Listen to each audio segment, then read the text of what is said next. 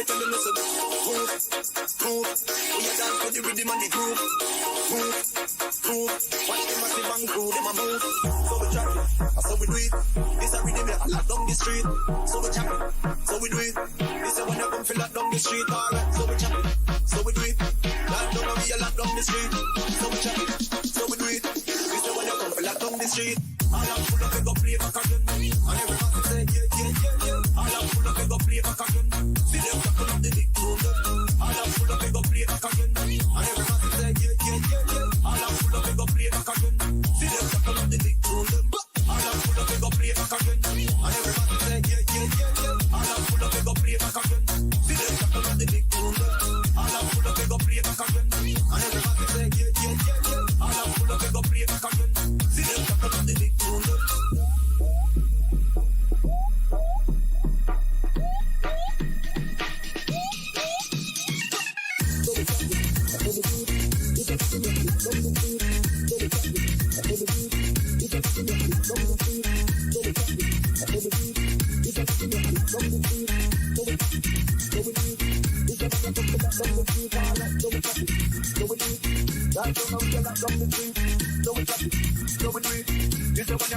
So we chop it, so we do it.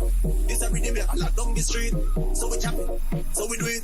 This a when you come feel lock down the street. Alright, so we chop it, so we do it. Land down and we a lock down the street.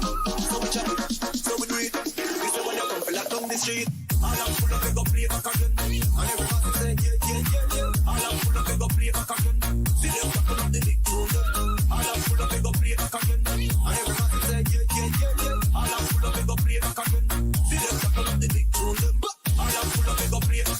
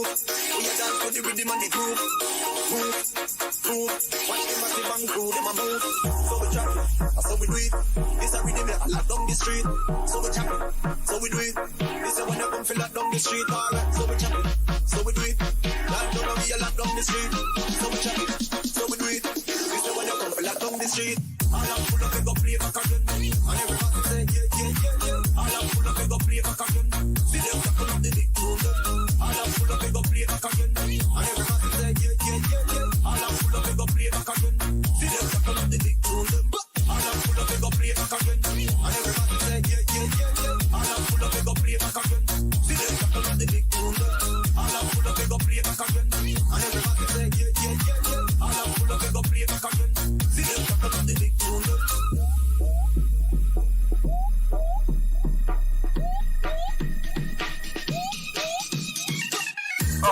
Cruising altitude, we're going to go ahead and turn off the seatbelt sign right now. We ask that you remain seated, that you keep those seatbelts fastened, just in case if we hit any unexpected rough air. We appreciate you watching us tonight at Swaba Operations channel. Go ahead and hit that subscribe button and check us out at virtualswa.com. As we get a little closer to the airport, we'll let you know on the weather conditions. Thank you.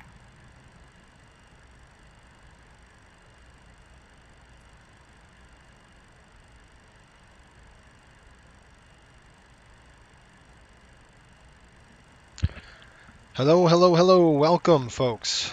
Welcome to the Flight Sim Broadcasting Network. My name is Jason, and I'll be your pilot slash host today. Hang on just a minute. Let me adjust this camera, get it right. Maybe that's right. All right, we'll do it that way. If you can hear me, give me a 5x5 on there. It is Thursday morning. I know we don't usually stream on Thursday morning, but we are today. Because tomorrow I'm taking a day off. I've got to hang out with the family and do a couple other things. Tyler, what's going on? Just your average weeb. How are you? Hope Florida's going well.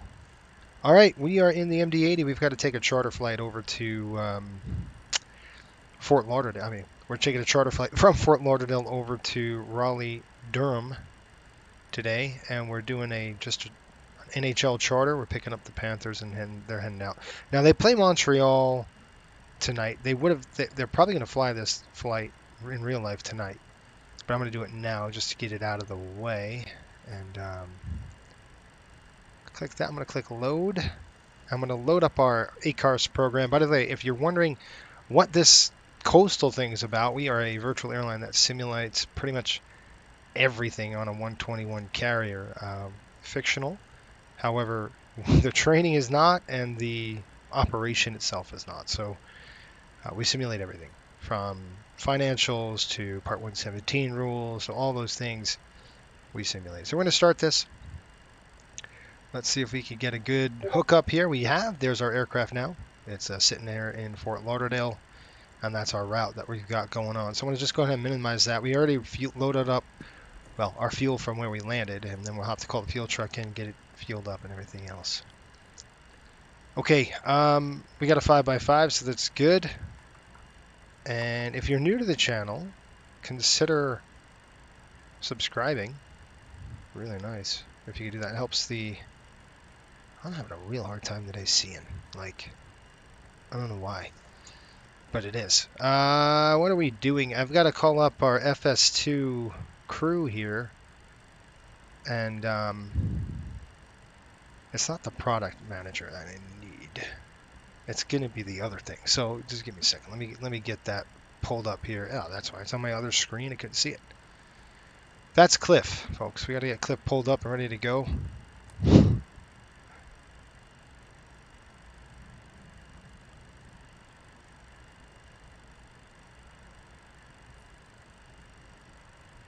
And everybody knows Cliff here. I mean, we all know Cliff. He's absolutely terrible.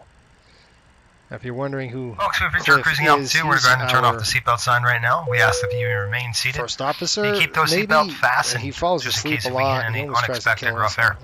We appreciate you watching us tonight. We're going to have Cliff go Operations and channel. Go ahead and hit that subscribe button and check us out at virtualswa.com. As we get a little closer to the airport, we'll let you know on the weather conditions. Just tell him and call him and say, hey, Cliff, wake up, dude.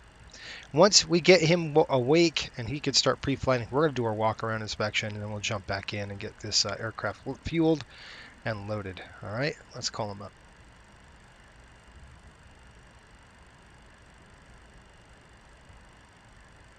Let's start setting up. Roger. All right, we've activated Flapjack over there, and he'll start doing his thing. We're going to have him load up fuel. And we're going to put in, I wrote it down on our sheet here. We're going to put in 9.2. You can see here we got 9.26, 9.26, and 2.1 in the center tank. So we're going to go 9.26, 9,266. In the center, we're going to put in 2,100 pounds in the center. And then again, 9,266. So basically topping off the wings and then dumping the rest in the center tank. So while we do that, we'll call the GSX fueler here. We'll tell them to fuel the aircraft. This parking is too small for your aircraft. I know. All right, request refueling. Truck is on its way. Now we're going to go outside and do our walk-around inspection. Don't load aircraft until the fuel truck arrives and ask to do it. Look at that. There's a ghost. GPU. That's weird, huh?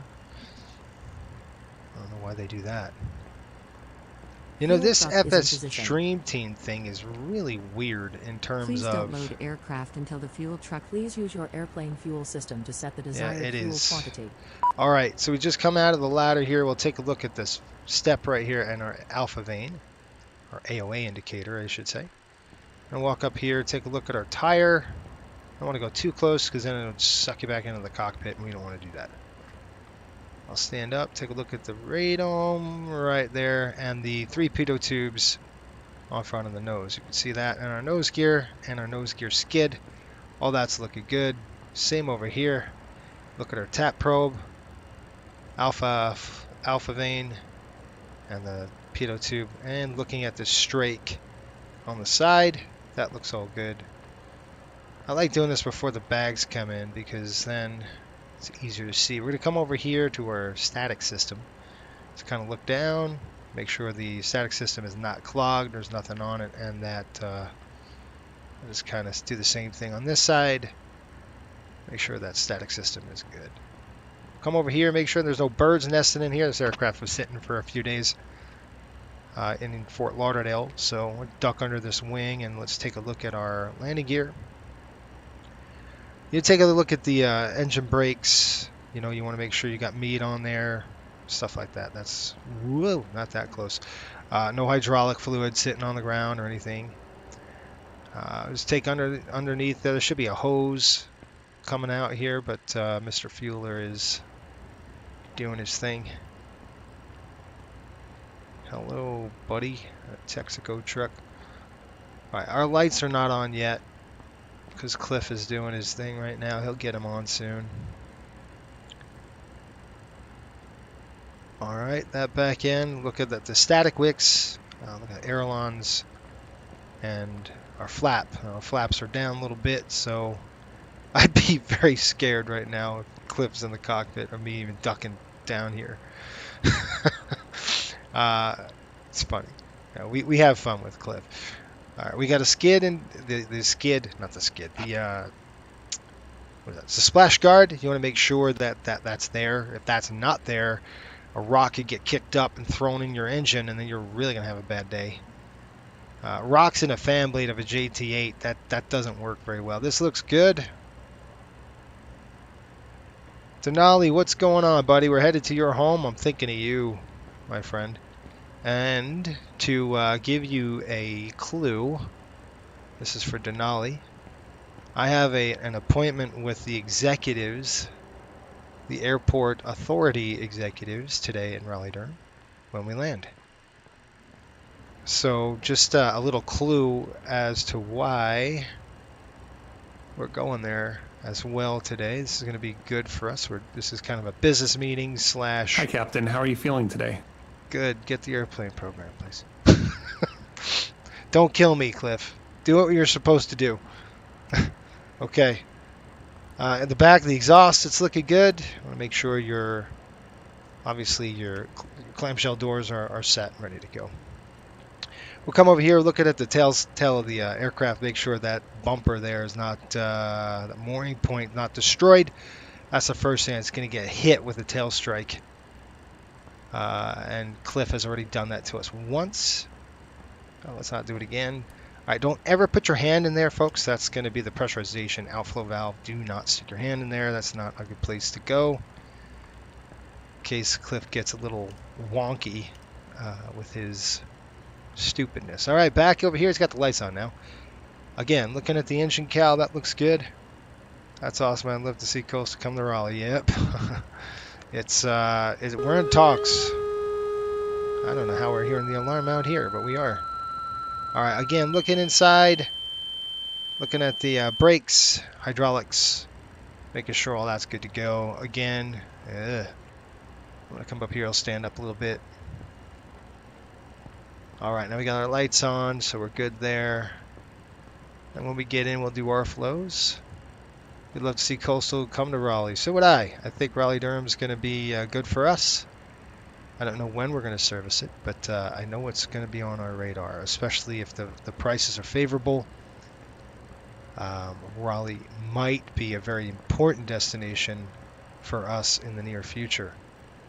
In terms of, I mean, it could be a focus city that we decide to look at, or we could even turn it into a hub depending on how well the numbers are and the employments. And we got a lot of research to do first. We did some research already, but you know, all those things will be looked at. We definitely want to service it. I definitely want to go there. It's a great airport. It's got some really cool scenery that you're going to see today. And that is our walk around inspection. So let's go ahead and jump in. Go say hi to Cliff. As he doesn't... He shut the door on me. Look at this guy. Can you really... I mean, dude. We haven't even boarded yet. Cliff. You don't know what that guy... we're going to open the door there, bud. Because you don't even have passengers on here. Appreciate what you're doing, but you're not doing it right. So let's go ahead and unlock the door.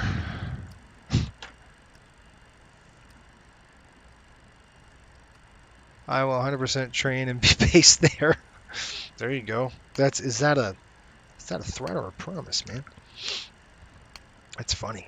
I know we want to service it, that's for sure. And then like I said, I got to look at the numbers and see. I've looked preliminary numbers. Like I said, we've got some talks with the administration over there. Right now, the numbers look pretty darn good. Oh, man. Hang on, I gotta take this call.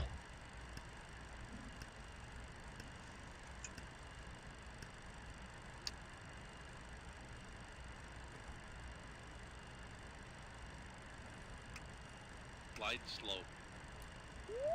Pull up. Terrain. Terrain. Pull up.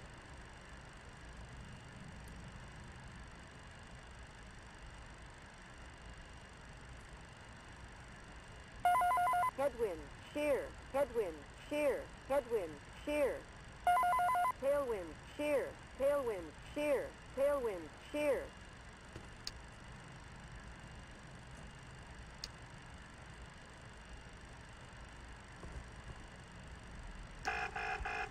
Stall. Stall.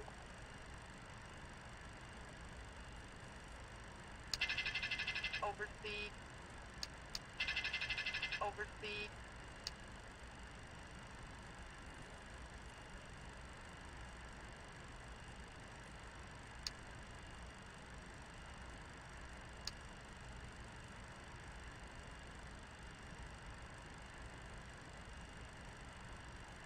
TCAS system test okay. Break. Butt lab. Lab. You know who that was, right? That was Cliff. Just called me, left his lunch in the stupid terminal, so I had to go and get it. Can you get my lunch for me, dude? Can you see that? Dang, Cliff. Hey, what's up, Ryan? What's going on, man? Cliff is on board. Yes, SS. How are you? What's that Cliff Tailstrike video called? No, I've got to send it to you. It's on my to-do list. I'm gonna do that for you, but I have to send it to you. It's a private stream that I did for our patrons. I do those during the week usually, and I'll just send it to you. It's a really, I should just post it. It's so funny. I'll just post the video. I think it's hilarious. Why are you turning up the lights, Cliff? Holy smokes, this guy. It's beautiful outside. What is he doing? We don't need lights. Matter of fact, I'm going to go ahead and turn them off. I'm actually doing his work for him. I mean, really, guy. It's killing me. That's right. Found on that Restart cockpit check door. completed Cliff to the looked at line. me. I'm the captain. Okay, now.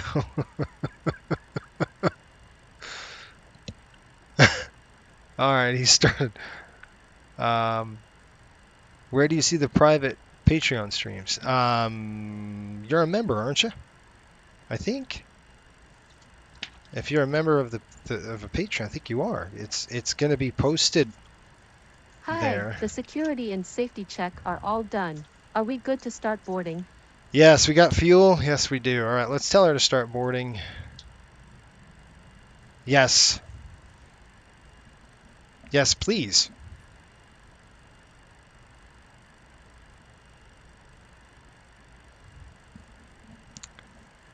Affirmative. Great. I don't know what's going on again. This thing's locking up. All right, let's see something. Just want to make sure my audio is not working. So I got to redo it. Sometimes that happens where the audio gets all wonky. So I'm just going to reset the mic here. All right, let's get that replugged in. That's going to restart. I'm going to click connect again, and we're going to connect. Hey, Pops, what's going on? Yeah, you are there. So you're going to see it on, yeah, it's on Patreon. It's on our Patreon account. It's going to be Boston to Fort Lauderdale. So if you look for that video, you'll see how Cliff almost killed us. It's really funny. I'll probably be posting that because it's just too funny not to. And I guess I'll just link it to the, I'll link it to the account here. Let me see if I could have the audio working now. Hello, hello, hello, hello. It doesn't work. Great.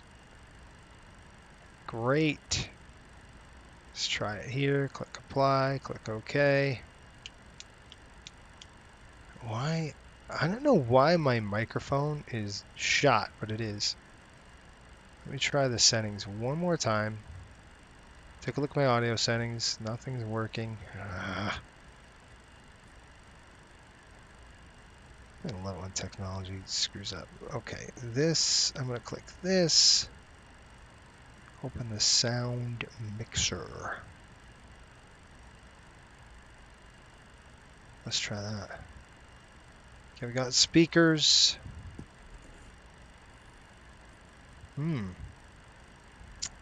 Interesting, I don't see my microphone.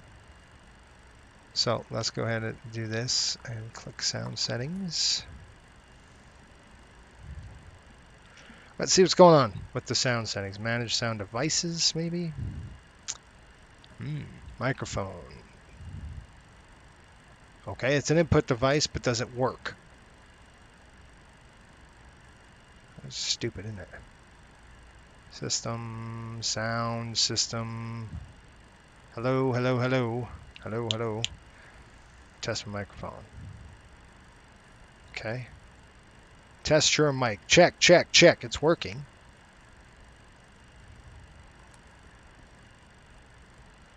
Microphone. Test 1 2. Test 1 2. Okay, good. Whatever. So I know it's working on the computer side, so it's not that.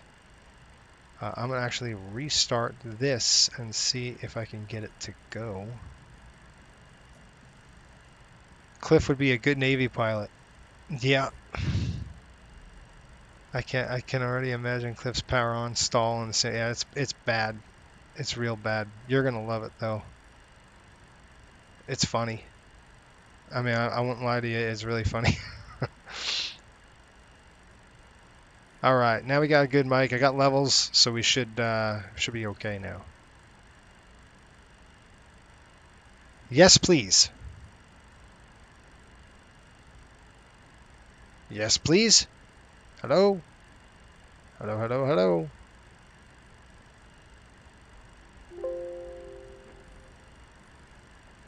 Yes, please.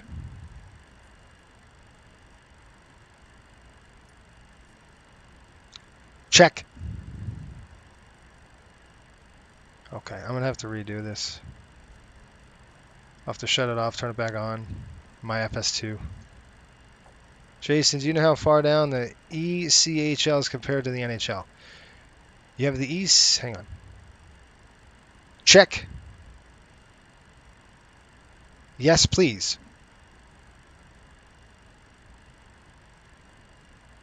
Yes, please. Okay, whatever. This thing is crazy right now. All right. I'm going to tell it to boarding. Start boarding. No. Cliff, dude. He's like, do you want me to start the right engine? No, I don't want you to start the right engine, you stupid thing. Let me get this thing going one more time. This is ridiculous.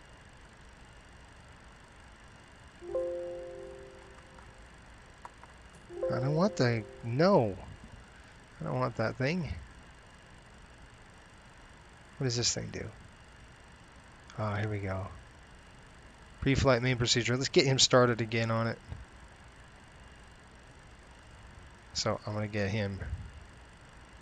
Hi, Captain. How are you feeling today? Good. Roger. Okay, he's going to do his thing again. That's fine. Everything's done. So he's going to look at the switches and go, what happened? Everything's done. All right, so let's call GSX. And I think we've got a problem with GSX, by the way. And I think it's because one of those, remember those nodes? Request boarding. Boarding requested. I didn't call for it. What in the world happened behind us? We've got a thunderstorm in here, it looks like. Getting close. Now, there should be passenger, you know, passenger things coming out here, and there's not. So that's why I'm thinking, was that lightning? No, okay. I didn't call for a passenger bus. I have it disabled. Crew? No. Just get the passengers on. There shouldn't be any bus that comes. Boarding starting. The passengers should be coming out of a building, but you can see it's not set up, so I don't think I have the correct. Boarding starting. You see what I mean? It's going to go through a constant loop. Passengers boarding You starting. hear that? It's not doing it right. Passengers boarding starting. You see? Something's wrong. Passengers boarding starting. See, something's up. GSX is jacked up. We've got 3 carts. What in the world? 4 carts. That's I told you something's up. Something totally wrong with this. So I'm going to go ahead and click restart portal. And we'll just get that restarted. How's that? We'll have to do it the old way. Goes from sunny to stormy in 2 seconds. That's exactly right. All right. I'm going to restart GSX here, and we'll get it going one more time. This parking is too small for your aircraft. I'm just going to click customize this parking. That's why I think I've got a problem. There's an issue here. So if I disable PAX barriers, and I'm going to say, all right, passenger bus has to come here, blah, I'll click apply, and then too small for your aircraft. It's going to do the passenger bus, which I don't want it to do. I want it to do the other way, but is too small for your aircraft. We're going to click request boarding now. Boarding requested. All right, so they're done. I've done that. I've got to get my flows set really quick. See, he's doing everything again. He turned the lights on again on me. Fine. Have it your way, Cliff. You're doing that. Good. I'm going to do this right here. I'm going to go arm. Good. What? Waiting to open cargo door. You can open it. All right, I'm going to come back here. We're going to cage this twice. 1, 2. And our zero fuel weight, I'm going to put in at 105. We're heavier today, and I got to tell you why. We're at 105.1. Got a phone call last night from our cargo operations department, and they said, hey, we've got about 8,000 pounds of cargo we could take to Raleigh-Durham. Do you want to do that? And I said, absolutely, do I want to do that? We're going to charge them for it, too. So we're going to be making more money now, filling the holds. Now, that cargo was boarded before the team, right? So we got all the cargo in the aircraft and the aft bin before that. So that's how we can get away with that on a charter, is we, you know, it's still their aircraft. They've got it. They basically own it for the next hour. But we have to take a couple parts up to Raleigh-Durham, a couple tires from aircraft, about 8,000 pounds of cargo back there. So it's going to help us. We're going to do a takeoff flex out of here today. I'm pretty sure of it. And Let's go ahead and set this up while he's doing his thing again. We got 3021, and let's go set this. All right. Back to this reference airport is Fort Lauderdale. Last position coming in here. Sorry for the delay, folks. I had to do it, reset everything. Okay, we got Fort Lauderdale. We'll pull that down. We're going to Raleigh-Durham RDU. RDU. System test okay. And we'll be parking on the general aviation side. Cliff's all mad because he has to do it again. You picture him? Like, what are you doing, man? Cliff. That Cliff, I'll tell you. All right. I'm looking for ATIS. Here we go. Fort Lauderdale ATIS right now 060 at 13. Looks like we're going to be taking the 10s out. Yeah, they are on one. GSX, I don't know. It's all possessed. I don't know what's going on. All right, a flap. I'm pretty sure we're going to do 11 out of here. Looks like 060 on the wind at 13. Why has he got the lights on for me here? All right, so 060 at 13. We got visibility is 10 statute miles. We'll plug that in there as well. We're looking at broken clouds at 2,500. And we got another broken layer at C. 0. That's what did it. 24 over 18. Altimeter is 3022. 30.22. I'm looking at the ATIS 2 for Lauderdale ATIS 135.00. I could tune that in. Restart check completed to the line. See this stupid passenger bus thing. All right, he's done. 135. What did I say? 135 even.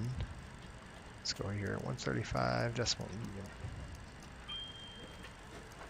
I'll have you listen to the ATIS. I pretty much copied it down anyway, but good to know just in case there's something hidden in there that we don't know. Aircraft taxi with transponders on. Shoreline traffic. Runway 10. Numerous birds in the vicinity of the 10, airport. Right? Read may call runway hold short instruction. I think we Command pretty error much and can go phony. 10, right? Advise on initial contact. You have information Bravo. Open, Bravo. Info Bravo. Fort Got it. Lauderdale Hollywood International Airport has information Bravo 1653 Zulu. Web 060 at 13. Visibility 10. Ceiling 2,500 broken. 8,500 broken. Temperature 24. 2.18. 10. Altimeter 3022. Arrivals expect ILS approach runway 10 left or 10 right. Departing runways runway 10 left and 10 right. Simultaneous operations are being conducted on parallel runways. Notices to air mission. Attention all aircraft. Hazardous weather information available from ATC. CPDLC service available. Aircraft taxi with transponders on. Shoreline traffic. Numerous birds in the vicinity of the airport. Read may call runway hold short instruction. Command error and phoneme. Advise on initial contact. You have information Bravo. Alright, 118.3. Fort Lauderdale Hollywood International Airport has information Bravo 1653 Zulu. Web 060 at 13. Visibility 10. Ceiling 2,000. Alright, let's give him a call. JetBlue 2582 all landed. Taking an exit. JetBlue 2582, where are you parking? Depends on the runway they give us. I don't know where we're at yet. Here, no arrival. Looks like JetBlue 2582, I'm not sure. Nope, it's Q69 to Bland. That's it. I don't think we have an arrival in that we're going to go into. Bravo, JetBlue. We're going from the south, so. In tower, was it 10 right or 10 left? Volume 10. It's 10 right. Columbia, we could. I don't know why we wouldn't do that. Give him a call. Lauderdale Tower, Riptide 5800, looking for clearance to Raleigh. Who's calling Lauderdale Tower? That's Riptide 5800. We have Bravo. Riptide 5800, Lauderdale Tower, clearance on request. Okay.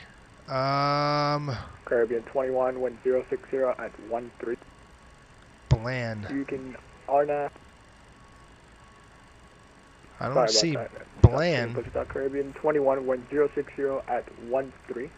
RNAV elbow, runway 10 left, clip stage. I'd like to do an arrival Takeoff, here, 10 so left, Caribbean 021. I might have to do an arrival. I'd like to. Let me go check this out really quick. I don't like the routing. It just dumps us off at Bland, so I'm going to go... 5800, you are cleared to the Kilo Romeo Delta Uniform Airport Agers 1 departure. Deuce transition, Dennis Files, maintain 4000, expect flight level 350, 10 minutes after departure. Flight level 360 not available. Departure is offline, rock 1441. 1441. Okay, up to 4000, 350 and 10, 1441 in the box for Riptide 5800. Riptide 5800, read back correct, runway 10 right, cover taxi. 10 right, we'll call Riptide 5800. All right, so we're going to set it up. It's Bland. We're actually going to go and do a arrival into the area. I think we're going to hook up to Hi, you know, maybe the security Pedo. and safety check are all done. So are we good to start boarding? Here we go again. Yes, please. Okay. Yeah, you're right. SS, I wish we had good JT8s, but we don't. We need somebody to give us a good... JetBlue 2582 at Echo 8. Alright, dumpster, I'm going to do dumpster 1, and I'm going to do this pedo transition. So we're going to go from... I think pedo's going to give us it's kind of going to be good for us, and I don't know about the route yet. So I'm just going to click that, we'll activate and execute it. We'll go ahead and change that as we get airborne. Alright, zero fuel weight, I've got a zero fuel weight right now, 105.1. 105.1 reserves. I don't want to go under 8,000, but we're going to plan on 7. 350 fuel. We're out of here with 20.6 / alpha, which is going to be doing automatically. All right, cruise altitude 350. There is no 360 available, so we're going to go 350. He said.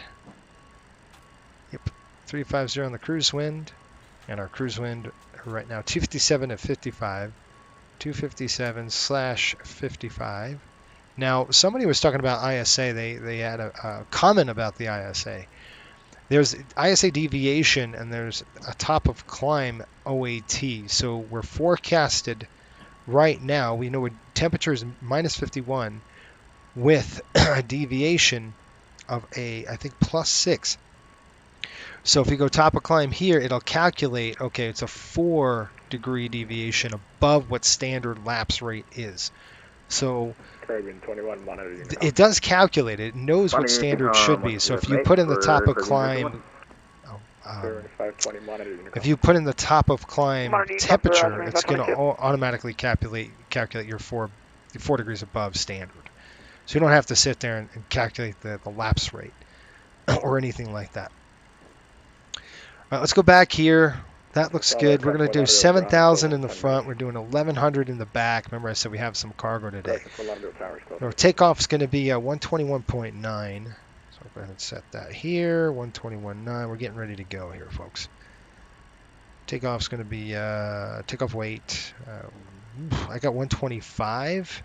This is 121.9. So this is definitely a little bit different than our paperwork said. 121.9. It's almost 122. Pretty good. We've got a zero fuel weight. We have takeoff CG of 16.4. Let's write that in there as well. And we'll go right to our performance tab and let's take a look at this. Airport is Fort Lauderdale. It's dry. Winds are 060 at 13. 06. It looks like we're boarded already. 060/13. So I'm going to do this first. Outside air temperature is going to be 24 degrees. 24 degrees, 10 right. I thought we were going to be doing 10 right. Optimum flaps, probably going to be 11 just for the heck of it. All right, here comes the stairs. Stairs are dropping. 3022. SIS is off. Packs are on. Takeoff weight, we said 120, 122. Still really light. We're going to start both engines today just because we're so close to 10 right. Flaps, I've got 11. We're going to do cell temp of 50. Even then, we can drop it down. We got a cell temp of 50. Kind of par for the course here. 10 right, and this is a fun runway, folks. If you ever seen us depart off a 10 right, you're in for a treat. It's like a ramp. It's pretty wild. All right, slats 183 on the cleanup. Okay, so that's good. Effectively, we're gonna drop down in here. We'll just put our numbers in. Now Cliff's staring at me, drinking his coffee. He's looking at me going, "What are you doing, dude?" All right, he's saying that to me now. Can you hear it? You can hear like Cliff just razzing me the whole time. No, he's not that kind of guy, actually. Cliff is not that guy. Cliff is staring off in the clouds. He's like staring away. He doesn't know what's going on half the time. All right, that's good. 20.6. Let's go and write that down. We're writing our numbers down. 9250. 9250 over 2050 in the center, which will give us 5, 10, 15. Wait a minute. 9250. That's correct all the way across here. So 10, 15. We wrote that down. 2, 4, 6. 2. Wait. 2, 4, 91, dude. What? I can't even write what I wrote here. Hang on just a minute. 92. What is this? 9250. I got to spread the numbers out a little bit. You can see what's going on here. I'll show you. There's all this jacked up stuff. I'm like, wait, I had to erase that front one. See, like this. Is that a 0? What am I doing here? There we go. That's 4. It's 5. So that's 5 there. 18, 20. Oh, 20. There you go. 20.550. Pretty good.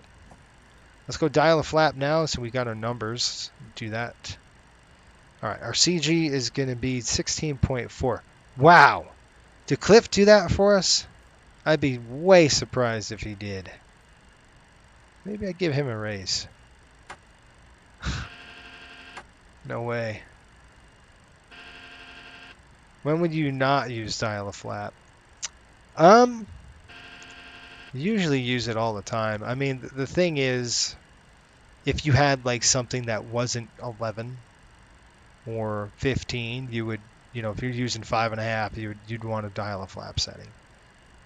But in this particular case, I think our performance numbers, we put 11, but if we went to optimum here, like I'll show you. Just for giggles. So we went to optimum and click calculate. I'll show you what kind of flap setting.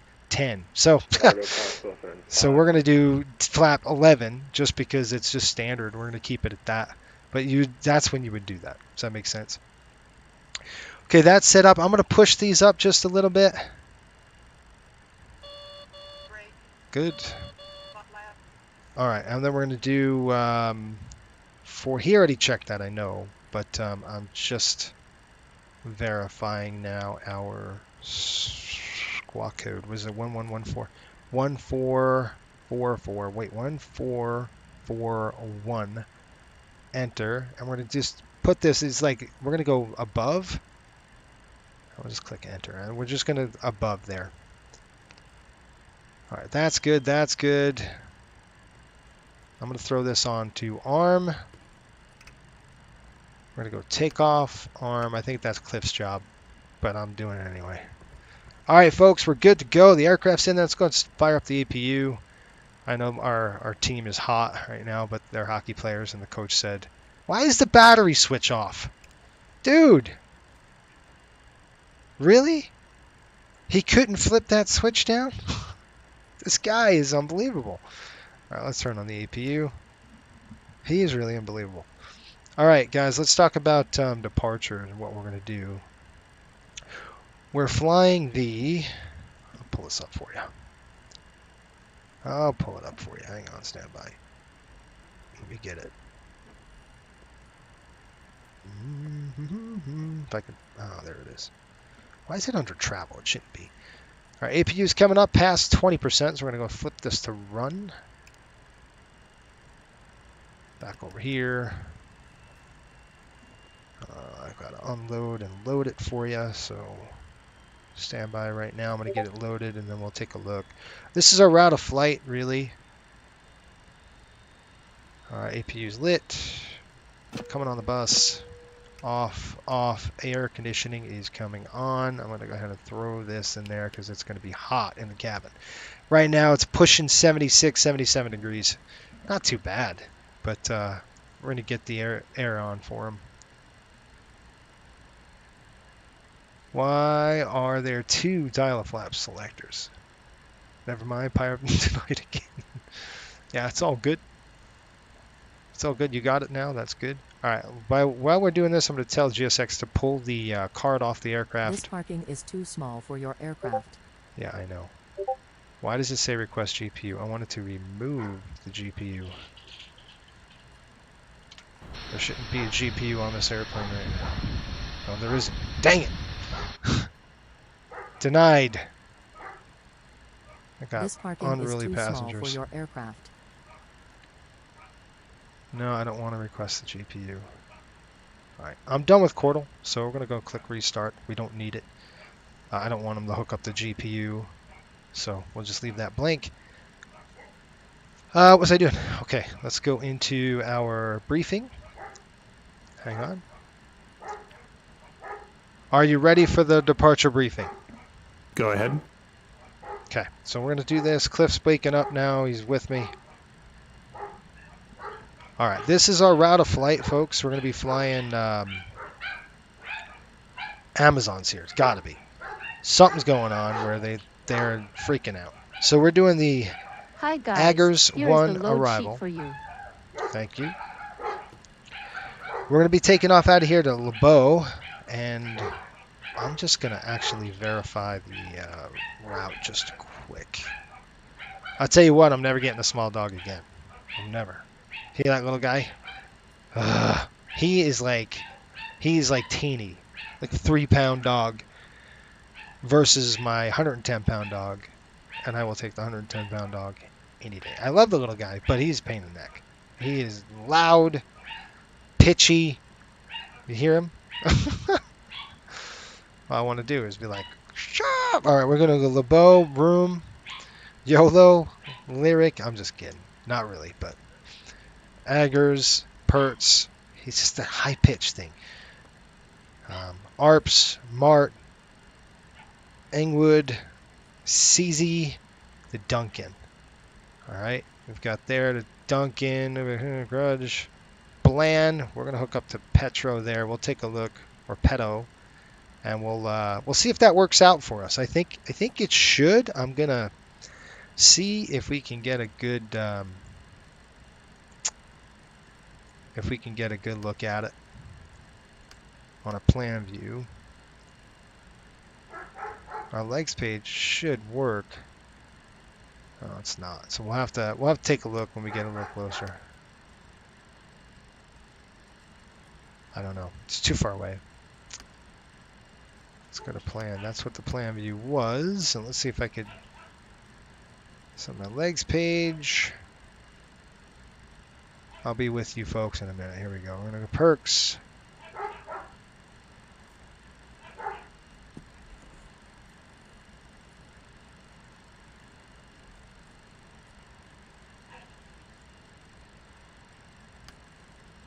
Okay, you can see what happens. We go from perts.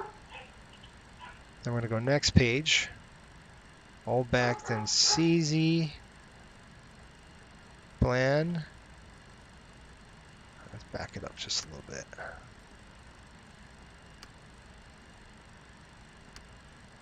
Yeah. You see there's Bland right there. And then Pedo.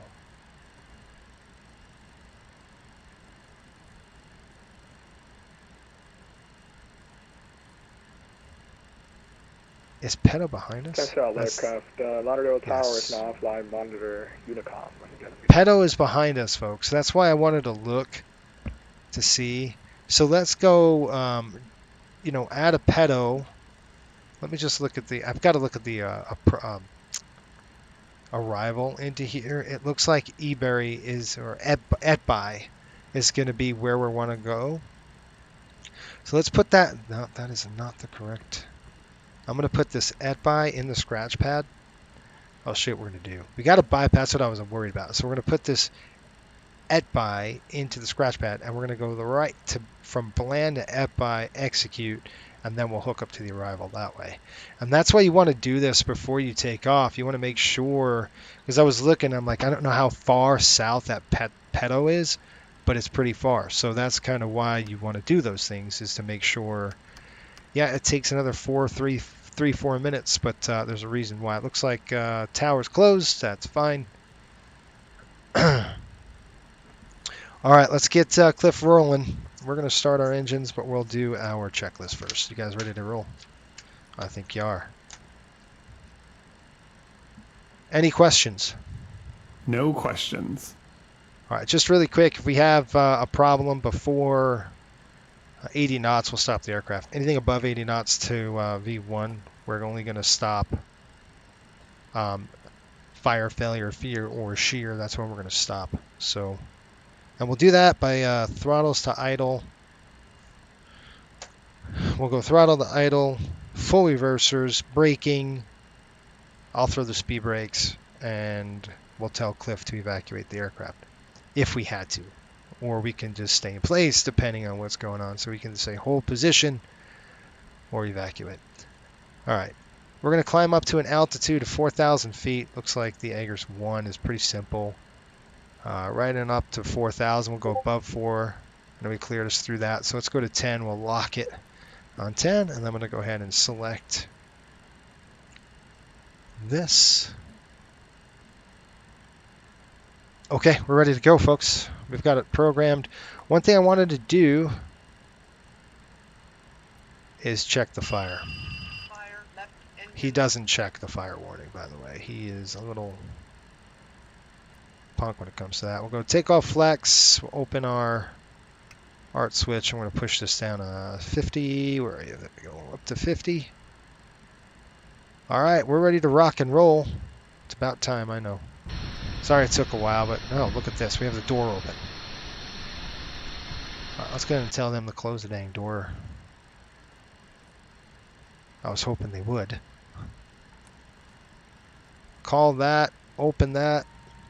That's closed. Shut it off. Okay.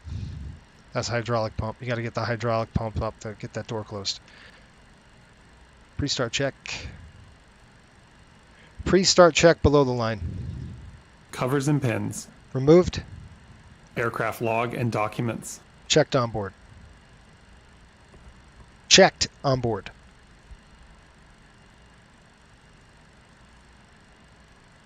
Checked on board.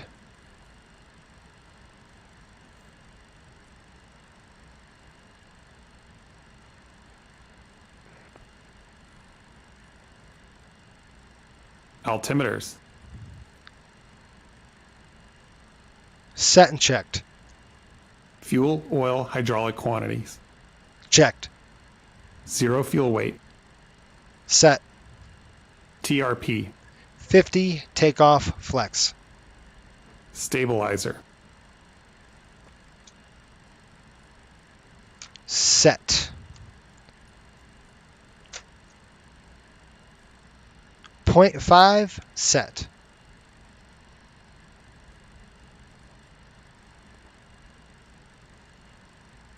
Six set. Set and checked. Flaps takeoff selector. Stowed. Speed bugs. Set. Pre-start check below the line completed. Before start check. Parking brakes. Set. Doors. Closed. Startup and pushback clearance. Received. Approved.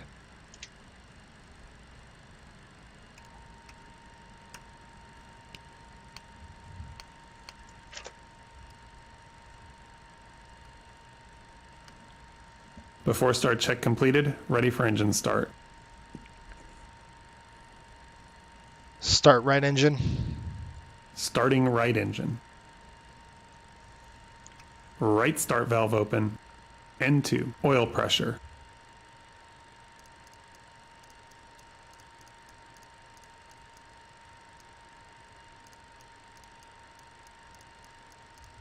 N1.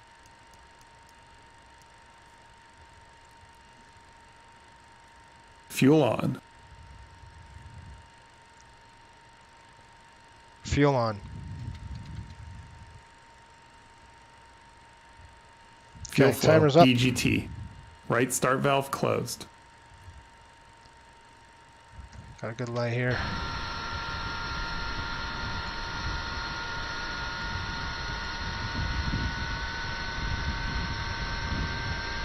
I'm with you. I wish we had good JT8 sounds. We really need a stabilizing package to do it. Man, look at this crap. Stabilized. Good start. I gotta get a drink of water while that happens.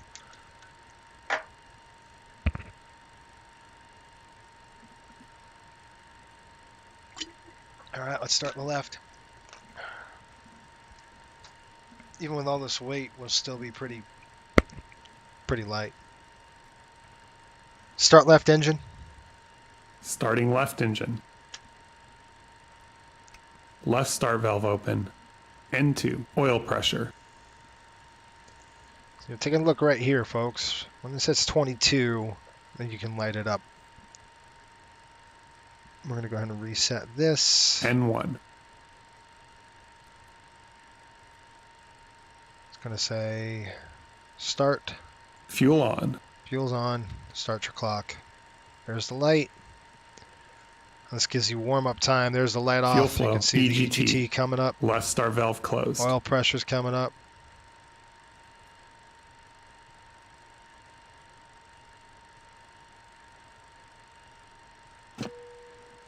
On the bus. Okay, while he's doing that, the rise is coming in. We're going to go ahead and check our generators. That looks good. Stabilizing. Stabilized. Drop this. We're going to go ahead and turn off our APU. 533, long final, runway 12. Open those up. Get some power in there. Get some air conditioning going on the aircraft. Okay, we're going to be climbing a landing altitude.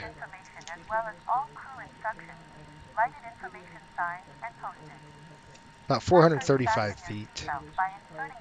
So we're going to plug that in there, 435-ish. Right there, 29er 3043. I'm just going to put it up to 30. Nice high pressure during the whole entire northeast, folks. It's beautiful out there. Okay, that's anti-ice is on. We've got the pitot heat on. And let me go ahead and turn on the galley power. We'll throw that to on. They're going to want coffee. So.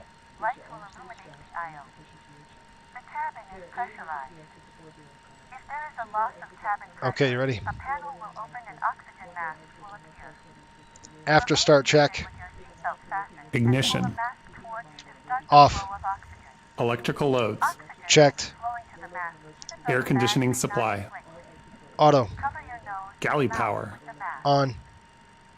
Ice protection panel. Off. Pneumatic crossfeed valve levers. Closed. Flight controls.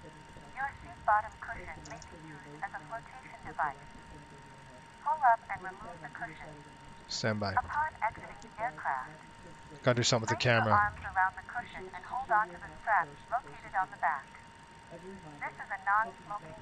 Okay, so we're gonna do this one more time. I need 2 hands for this. There we go.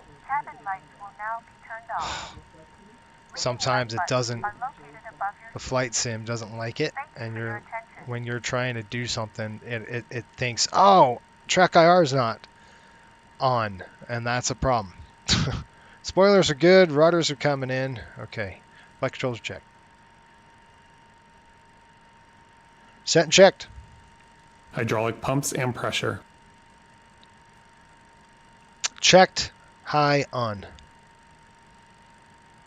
Checked. Annunciator panel. Checked. Ground equipment.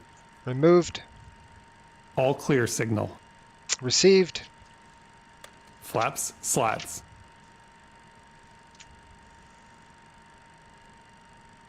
Set and checked. After start check completed.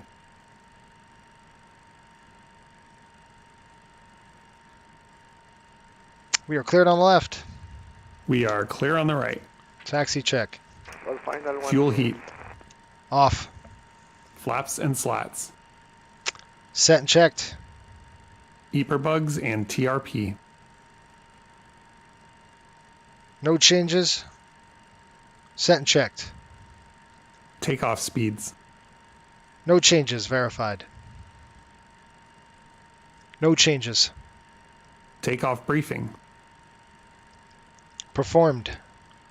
ATC flight guidance systems and nav aids. Set and checked. FMS. Pre-flight completed. APU air and master switch. Both off. Brake temperature and pressure. Checked and set. Checked. Taxi check completed. All right, folks, we're going to go ahead and taxi down here. Finally get this thing rolling. We're going to go down Lima 1. Brakes coming off the aircraft. There we go. You see how she starts rolling? We're at idle power already, and it starts rolling down the dang runway. I mean, the taxiway already. So even with all that cargo we got, let's go ahead and do this. We'll open a window, get some nice air in here. You would hear those JTs screaming right now. They'd be like, what? Right in your ear. I mean, it's quiet up here, but still you'd hear them whistling. I really want, somebody's got to do a JT8 package. I really want that sound set. Okay, we're going to taxi down here. We're going to go down Lima. We'll go down Lima to Hotel 4, the Juliet 1. Lauderdale traffic, Riptide 5800, taxiing to runway 10 right via Lima. Hotel 4, Juliet 1. Alright, we're turning here. Which is better with the weight because you don't have to slam on the brake as much. I still am going to have to, but not as bad. Okay, there's Hotel.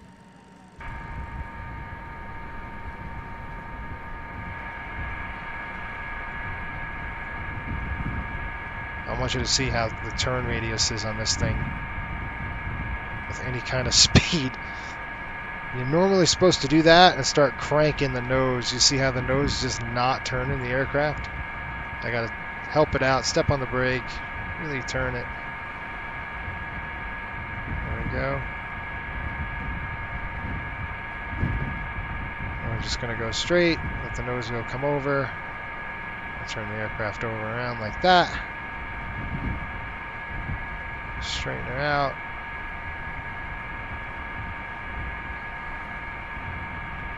You can't follow the line on the nose wheel on a turn on the MD-80. You gotta let it go over the line and then turn.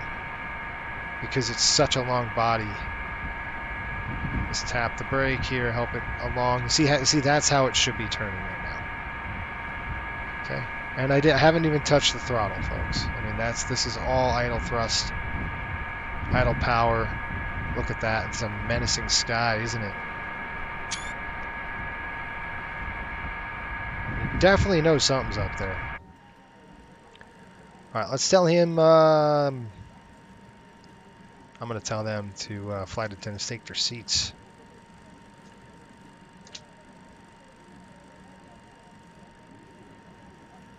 Cabin crew, be seated for takeoff.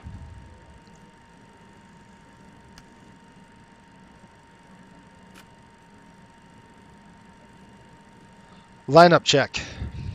Cabin. Secured. Windows. Left side closed. Right side closed. Annunciator panel. Checked. Ignition. Set to alpha. Air conditioning supply. Auto. Transponder set to TARA. Takeoff clearance. Received. Lineup check completed. Ready. Ready. Timing. All right, so what we're going to do, we're going to roll the aircraft here. I'm going to stop the airplane. We'll call them up and let them know. Fort Lauderdale traffic, this is for United 789. This is Delta on the taxiway. I'm having some technical issues, so you're going to need to go around. Don't we all have technical issues? All right.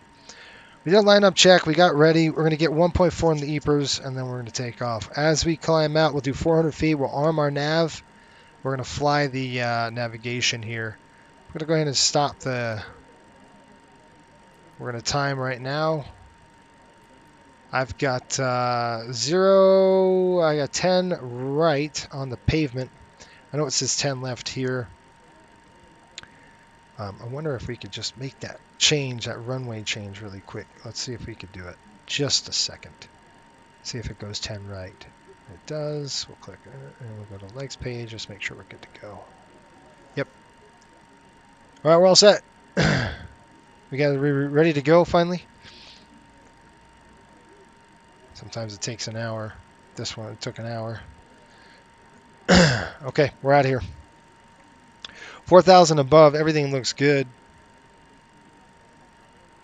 Questions, comments, concerns, now's the time. Okay, we ready? Lights coming on.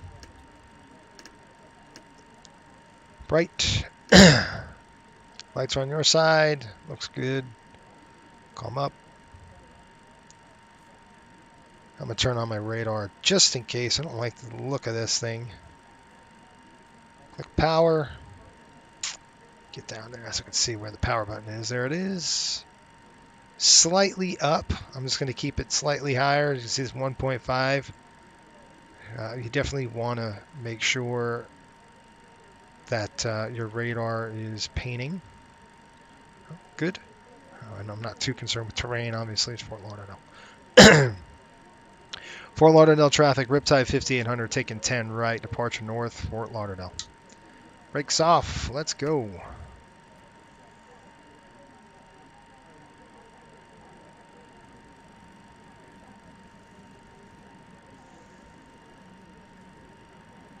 All right, so 400 feet, we'll call arm navigation.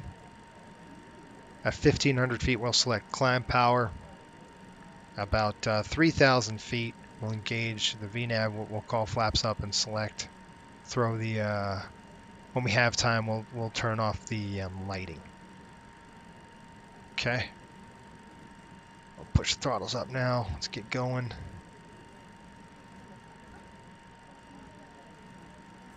You can see this runway is pretty wild. Come on, we got a storm coming in. Something going on. Look at this thing.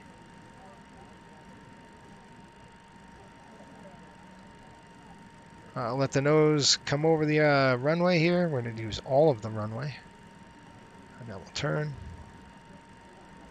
10 right on the pavement. 10 right in the box with the rocks. Actually, with the radar. See, this airplane can really turn well. If it's done by the tiller. Okay, folks, we got 1.1 on the EPR. We're going to just get this lined up. Good to go. It's left turn out. And we are rolling. Bring them up. Got the rudder. Push the nose over. Bring them up. 1.4.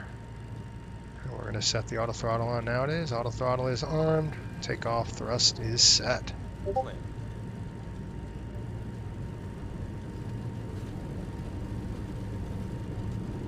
knots, cross check.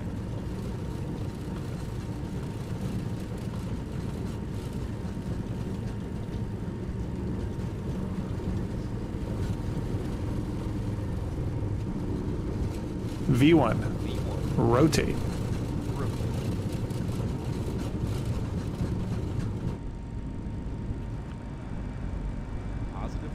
Positive rate. Gear up. Gear up selected.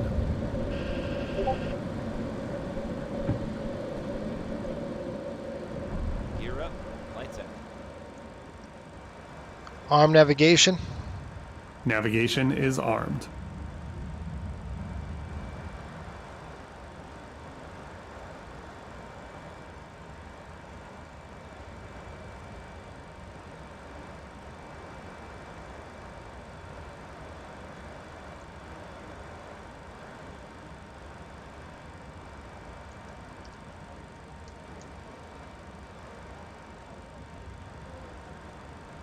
Select climb thrust. Climb power is set. Climb thrust set.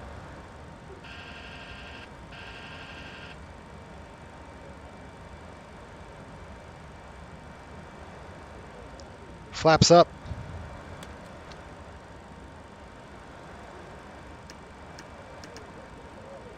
Flap 0.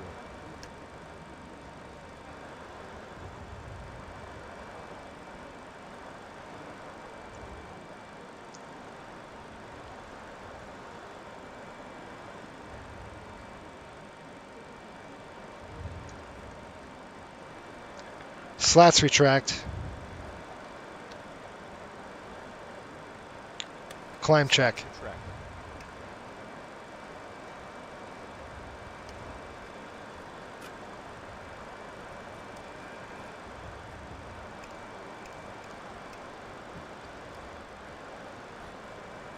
Seatbelts.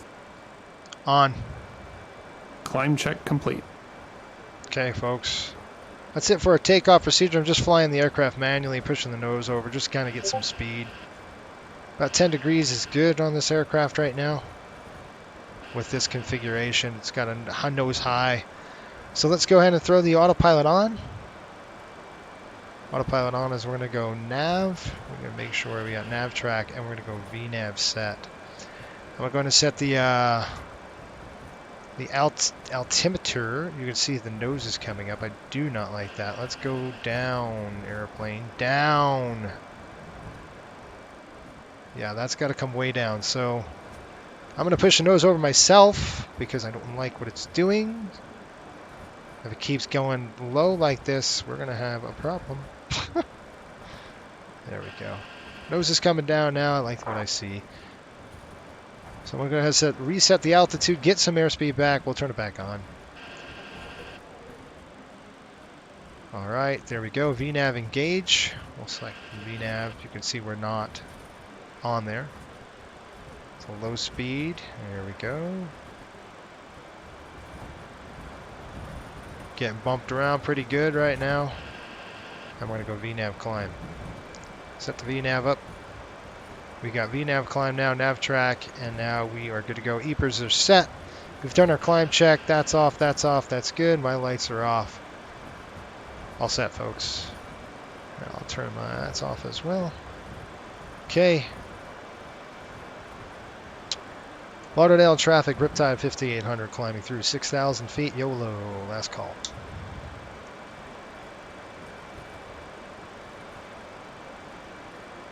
Well, the plane accelerated. Well, the only reason why I did that is because the autopilot took over and pitched it way up. And normally we're much lighter than this than we are today, so it's a little less. That's a cool picture right there. It's got to take pictures of your flight sim adventures. Look at that smoke coming off the back of that airplane. It would be super loud too. Just rattling the ground. Alright. That's how you tame the Mad Dog. We're going to go ahead and just go. That's it. Just want to make sure you're stable before you engage autopilot or anything like this. It's not like a 737. It can kind of bail you out. This won't do that. We got 19 degrees, so way above. We're looking good here. I'm going to back it up. We'll call Cliff for climb. That's it. I'm going to go ahead and drop my, I think the sun's going to be kind of behind us maybe. Through 10,000 feet. You can see we're getting rocked around here. I mean, we're getting bounced around pretty good. There's turbulence. Sure, I expect it to smooth out pretty good above the cloud layer here. Let's just check it out and see what we've got here in terms of legs. Yeah, it's starting to smooth out. It's still a little bumpy. Nothing too shabby though. Yeah, it's starting to smooth out for us a little bit. I mean, we're still getting bumped, but not as bad. Okay, back to the flight deck. Okay, now we're really accelerating, which is what we want. We want to get to altitude as quick as we possibly can. 35,000 feet I've got set as well. Alright, let's go and reset this for you. That's good. We've already done our climb checks. There's 10,000 feet. Now I'm going to just check a couple of things. We got top of climb here. In our climb, I'm going to do this and just make sure we're good to go. Duncan is... I'm definitely going to turn off weather radar now, folks. And the reason why I'm doing that is there's no weather. There's no weather from here to Kathmandu. It looks just really clear straight across. Just the only maybe pop-up cells would be where we were. Fort Lauderdale, but everything beyond that looks great.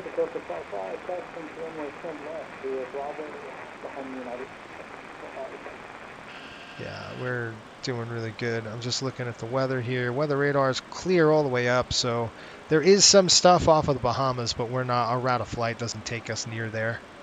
It's all off to the right side of the aircraft, so we're good to go. I am going to turn off the weather radar. Don't need that on.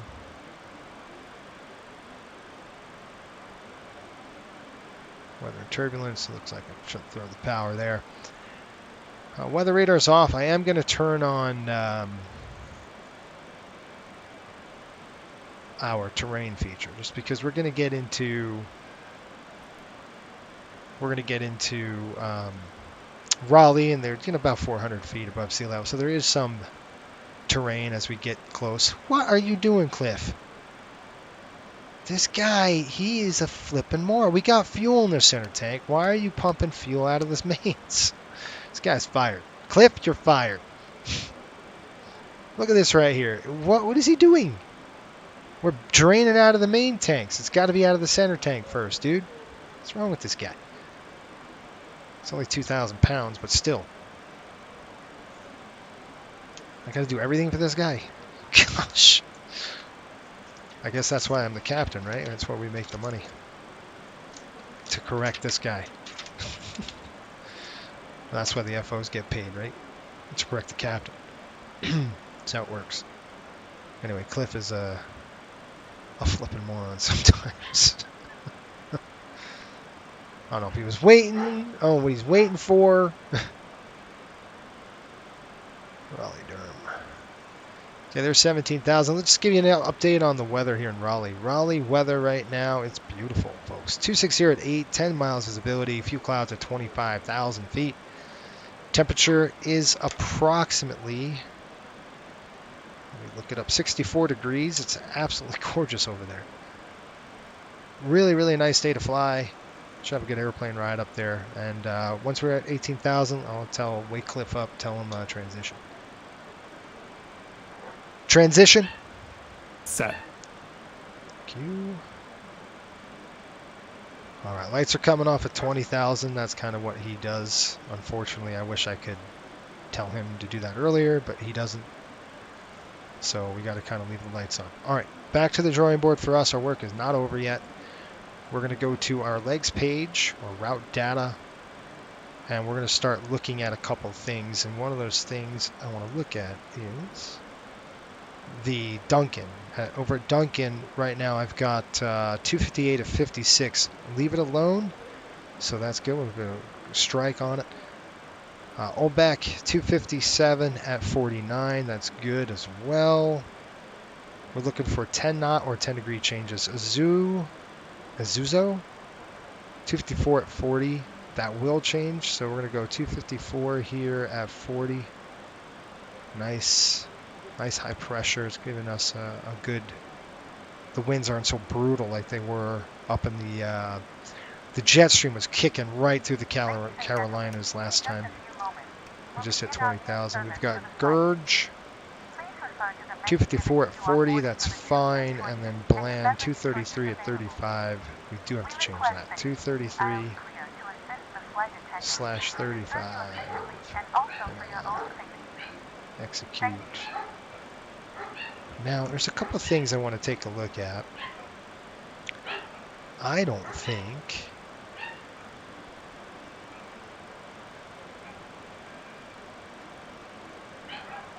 I forgot to update my dang CPDLC data link. Do we want to mess with this right now?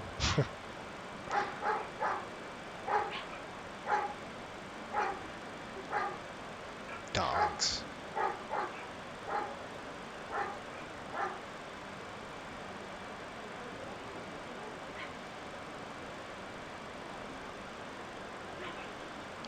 Okay, let's go with Prague right there. We'll take a look at that. I think we've got... I didn't update my dang ARAC cycle.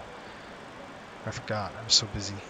ARAC cycle's out, by the way, I think. So you'll want to get that updated in your sims, folks. I think we'll have to do that when we land. Young Aviator, Haas, Boss, hello, Cap. What's going on, man? How are you? Hopefully you're well. Look at the beautiful day we've got going on. It is a gorgeous day. All right, all of that's done. Now what are we going to do? We're going to look at our NOTAMs. It's never ending. If you think your job is done, it isn't. If you see, we sit back, relax, you can't. All right, let's take a look at the NOTAMs. And I did kind of take a look at it out of Fort Lauderdale. Our ATIS is right there. You can see the D-ATIS. Really cool. That's our digital ATIS. We've got NOTAM's taxiway. A lot of taxiways out. Expect visual 1, 2, 3 left. So they're landing the 2, 3s right now, which is their typical form.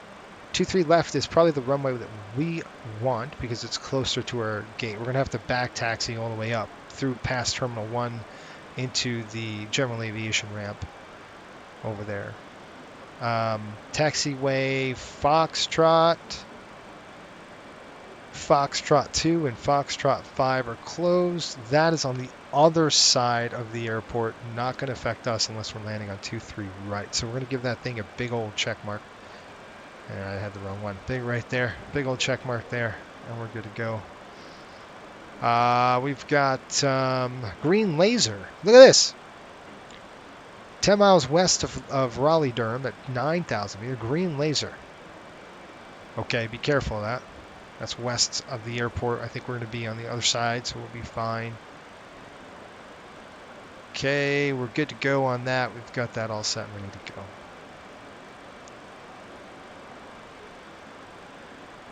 Take a look at our NOTAMs. Right here we have our Raleigh-Durham nav ILS. Not maintained. 2, 3 right. Not maintained. Weird, huh? Raleigh airspace. Okay, we're good with that. That's done. I'm good with that. No FTCs. DIW. We're good. This right here. That's unusable. DIW is Dixon. It's unusable. It's a DME. DME is unusable, so just so you know that, don't use that as a nav aid. What are you barking at, dog? Okay, we've got Raleigh. This is RMP 5 right, amended 0.3. All right, we're good on that. We have beautiful weather here. It's going to be gorgeous. Cats and visibility. Inop note to read for inoperative ALS. Increase LNAV, VNAV, cats. It's not applicable today. Enhanced flight vision to touchdown. Nope, we're good. ILS 5 right. ILS 23 right. Cat 23 amended procedures. Not applicable for aircraft using approved alternate methods of compliance. That's a 5G issue. It's fine as well. No PIREPs. We're good. No military NOTAMs are issued. And then Fort Lauderdale is all done. This is all Fort Lauderdale stuff. Okay. Now let's take a look at the weather while we're at it. I'll have we'll take a peek at the weather. I'll show you what we've got going on because we're airborne now, and we can. There's 28,000. It's actually beautiful up here. I'm going to go ahead and turn off the seatbelt sign here. I don't forecast anything. It looks like Cliff did for us already. I'll give you the turbulent plots, folks. You can see what we're looking at. Nothing. How's that? So it's absolutely beautiful. It looks like the crap right now is over, Indianapolis and Cleveland, Ohio. It's going to be junk over here in this portion of the United States, but we're really good all the way across up to our. There's Myrtle Beach right there. We're going to fly just to north of Myrtle Beach. I wonder how far that is from Myrtle Beach to Durham is right there. It's very close. I mean, you can see Myrtle Beach is here, South Carolina. Raleigh-Durham is right there in North Carolina. So not very far away. Pretty cool. Then we got Greensboro next to that. And then Charlotte, obviously, is a big one. And there's Norfolk. Very close to each other. So that's it. Let's take a look at the maps and the charts, everything else, see what we've got going on. We already looked at our turbulence. Plots look great. You can see why we have such good weather here across the whole entire Northeast is because of this. Real high dominant, high pressure system that's just dominating the entire state here. This is going to get moved out by this low. This low is coming through. You can see how all that turbulence was here. You can see the pressure gradient increase. Therefore, higher winds on this side of the high because you have this counterclockwise rotation of low, clockwise rotation of the high, and in between, the river right there. I'm going to pull up Windy here. It's another app that I like to use. Got an occluded front just coming over here. This is an area of low area here. It doesn't look too bad. But you can see what's happening. It's nice high pressure here. I think we can go another 6+ hours. You can see what's happening. It's going to shift. That low is pretty much held off. You can see that low's not doing anything. It's just staying still. There's nothing really pushing it. And there it goes. It turns into a cold front, and there's your weather. Your weather is going to be nasty. So the next 12 hours, it might kick in a couple thunderstorms here. We'll see. Yep, there's your squall line. Probably going to develop here in about 18 hours or so. And that, remember, is that river area I was talking about, that high flow, where that high is and that low. Counterclockwise spin, you get that issue. All right, let's take a look at something that's interesting to passengers, is our satellite. Let's see what we've got on the satellite here on the northern coast. There's Carolina. It looks pretty good. Really high stuff right now. High cirrus clouds. This is what to expect. I don't see anything really developing hard. There's nothing nasty. This stuff is all nasty, but it's on to the west. So we're going to probably have a good day. Let's take a look at Florida, folks, and we can see if we get a good day all the way up. You can see we're probably in this range right here coming up through. It might get a little cloudy as we approach northern Florida, but once we're through with that, this is a little bit of a cloud cover. I don't know if it's got any altitude associated with it, but we'll check it out. And there's really, you can't really tell from the black and white, but you can tell from the vapor. And I love this. This is a great image. You can see water vapor. You can see what the water vapor is right now. And you would go, holy cow, this is just normal for Florida. This is just, it's a very saturated area. This is not, I don't want you to think that this is actually precip. It's actually low precip. It's precipitation, but it's probably not even in the form of rain. It's just a cloud, really, and it's not high. So high altitude stuff is really deep purples. I'm trying to see where there's some storms. That blue, Louisiana, that's really nasty. Deep purple will indicate a lot of water vapor. The red is just normal. It's saturated, but it's not like you think. It's not like, you know, precip in terms of rain. You can see this band here. Pretty cool. Just humidity. A little bit on the west side by Kentucky area. And that's it. How do you feel about the RTX 4080? You know, I can't tell. Gray Aviation, how are you? Welcome aboard. I can't tell. I can't tell you about the 4080 because I don't have it, so I don't know. I have the 30 and 90, and I love it. So I'm guessing the 4080 is going to be actually really kicking in high gear. Let's go ahead and turn off the center tanks. Wish Cliff was paying attention. See, those are the things I wish Cliff would do, and he doesn't, but he should. All right. All right, folks. So we settle in here. Looks like Atlanta is online. We'll probably be in Jax for most of this flight. Who controls this area? Probably, I would say either it is Atlanta or it is Jacksonville. One of the two. And I shall find out. Probably Jax, I would assume. Yep, that's Jacksonville. Probably in Jacksonville's airspace. Trying to see where the cut is. Look at my chart really quick.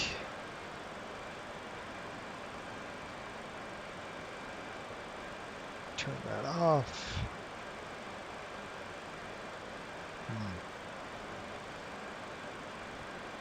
There it is.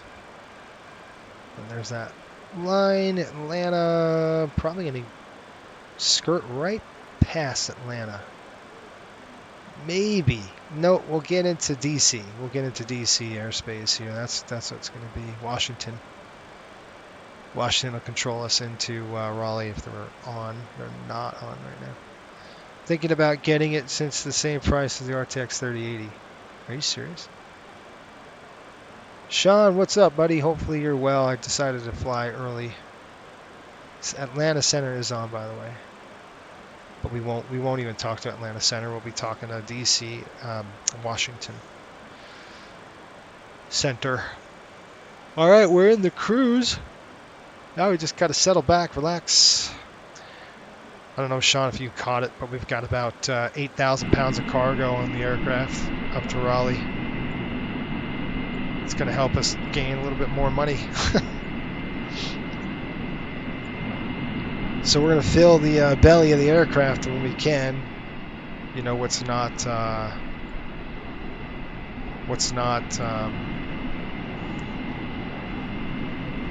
we've got their team luggage and all that stuff, the sticks and everything else, and then we've got our cargo in the aircraft as well. As there's no point into wasting all that space.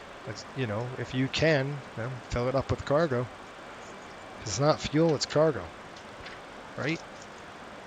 That's what I'd say. Ian, how are you? Good afternoon from Walker Air Cargo 747-800. That's a big old airplane, isn't it? Orlando traffic from 68 clear 35 right, taxi. What hardware am I using for the 7.3?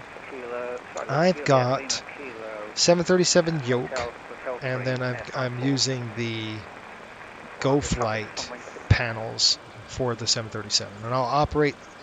I don't even know what January is looking like in terms of operation. In terms of our charter ops, I got to go ahead and put a calendar together and find out what we got. I know we go to Detroit, and I'm just trying to say when I could. Let me just look at the Florida schedule here, and I could do that with you. We've got. Let me take a look. Florida Panther schedule. Let's see what we've got going on. Okay. All right, we've got December pretty much done with December. All right, so we got January coming up. December, let me look here. December, we've got this flight. They're playing Montreal tonight. That's what I'm saying. Tonight they're flying out. They're playing Montreal at home tonight, but they fly out late tonight. and they'll fly to Raleigh to play. They're back-to-back. So they play Montreal the night home, Raleigh tomorrow, and the 31st is a Saturday. I've got to get them home. We've got to get them home. Crap, I might even fly the return flight tonight, folks. Just saying. We've got to get them home. So it might be a late flight tonight back. I don't think I'm going to have time to do it tomorrow, so it's looking like I might do the return flight. We got to get them back home because they play the Rangers, which is my team, on Sunday. So they play the Rangers on Sunday. We're home from Sunday to Thursday, and then we play Detroit on Friday. So we could do a couple things. I would rather do it on Friday at 7. I'd rather kind of try to get into our normal routine, our normal schedule, if you will. That looks like we're on a West Coast swing. Ew. Okay, so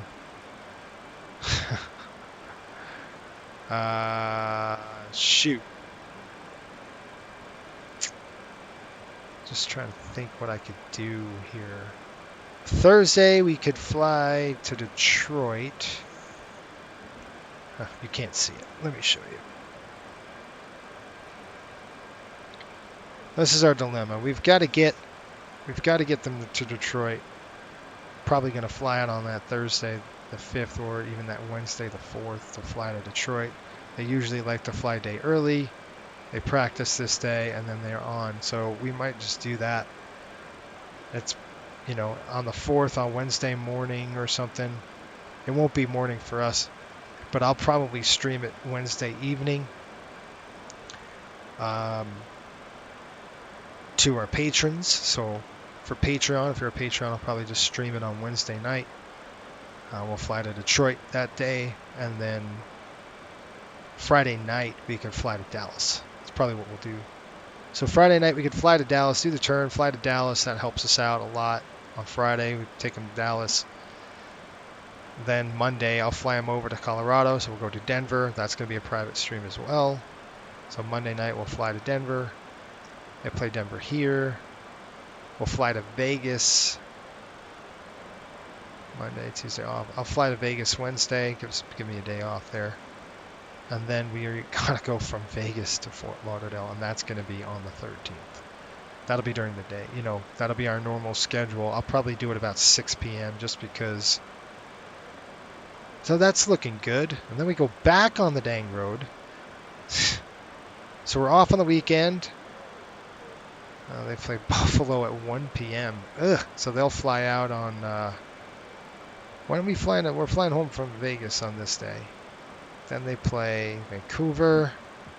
They probably fly to Buffalo on the 15th. We won't do that. They'll fly on Sunday. We could fly on the 16th. I'll probably have to do that.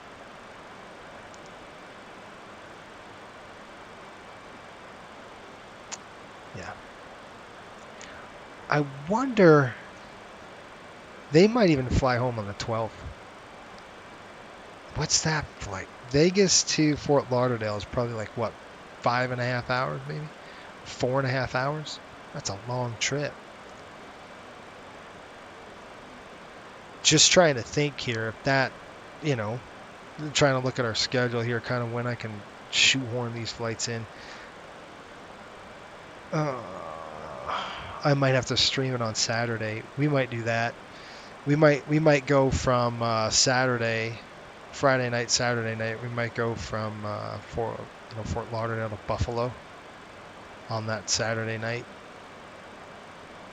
or Saturday during the day, whatever. I'm not going to wait until the game's over. I'm just going to fly it, just to fly it. Say we did it to Buffalo. I'll probably do that back-to-backs here. And then, oh gosh, we go to Toronto. That's going to be fun. That's going to be a fun stream. So I'll fly Monday night to Buffalo. Monday night will be Toronto. After this, we'll go to Montreal. So we'll go Buffalo on this day. Buffalo on Saturday. Toronto is going to be on Monday. And then Wednesday, we'll fly to Montreal. Friday night we'll fly from Montreal. That'll be a public stream. We'll fly from Montreal to Fort Lauderdale. We're off. We got the Rangers. Again on a Monday. Why are they doing this crap on Monday to us? I don't like that. All right, so we're going to have to fly it on Saturday day or night to New York. And I don't know. Sean, do you know where we go? I mean, you have it listed. We probably go into, I'm guessing, JFK again. Or we can go to Westchester. I don't know. They're probably going to go to JFK or LaGuardia or Newark, right around there. I'll figure it out. And that's going to be another back-to-back for us, folks. So we'll fly on Monday night. We'll fly on Tuesday night. Monday night in Pittsburgh. From Pittsburgh, I'll probably take a day off on Tuesday. We'll fly on Wednesday, 25th, and go right home. We'll fly Fort Lauderdale. Once we get to Fort Lauderdale, then it looks like we've got I need at least 3 or 4 days at home so I could jump back on the line on a 737 flight. That's January. Yeah, and we're going to get that. So that's going to be really cool. Look at the weeks we have off now, right?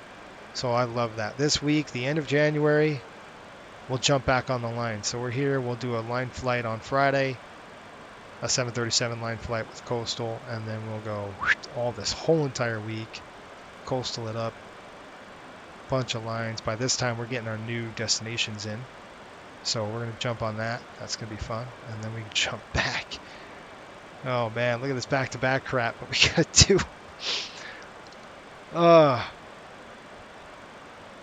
Man, Friday night here. Saturday night, we'll have to go to Minnesota. We'll go Minnesota, St. Louis, to Dulles, BNA, Nashville. Probably Friday night we'll fly to Nashville. Fly it back home. Gosh, look at this. So they'll fly Sunday home to, or they'll probably, no, it's a 2 p.m. flight. So they're going to be flying on BNA. We'll have to fly the same thing on Saturday. A lot of Saturdays coming up. Go home, we got a whole week there, and then we go to Tampa. So we'll fly that Monday to Tampa. Jeez. March, look at all the red. I love reds because we're home. So we're home. I'll get up, jump back on the line. Looks like we're on Detroit, back-to-back Detroit and Philly. Probably fly that here. I can't. Dang it. They play the Devils. It'll probably be a Saturday. So I won't film it on, I won't stream on Friday. It'll be a Saturday night. It'll be a little bit different. And then we'll go to Detroit, to Philly. So Monday night we'll go Philly. Then we'll fly it back home. Probably on Wednesday. Give me a day off. Fly on Wednesday. Back home, Philly to Fort Lauderdale, home, and then we do a turn again on the weekend. Off to Ottawa. Gosh, no. Oh, no. We go Ottawa, then Toronto, Montreal. Get some... At least they're not west. Gosh, I hate the west stuff. Columbus is fine.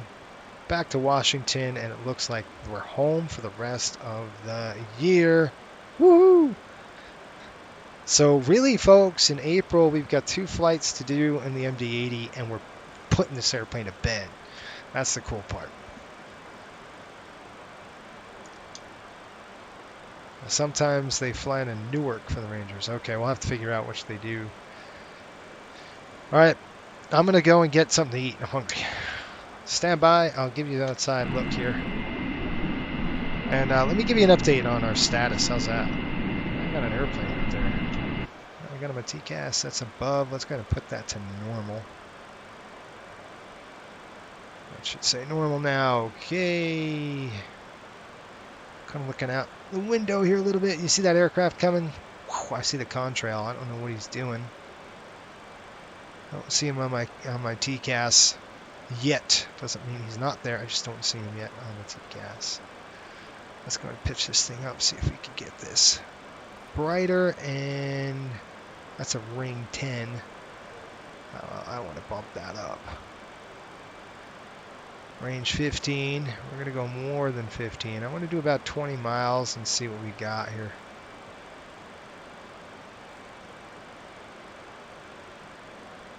There's 15 ring. So there's one right there on the other side of the aircraft, but this guy's coming in.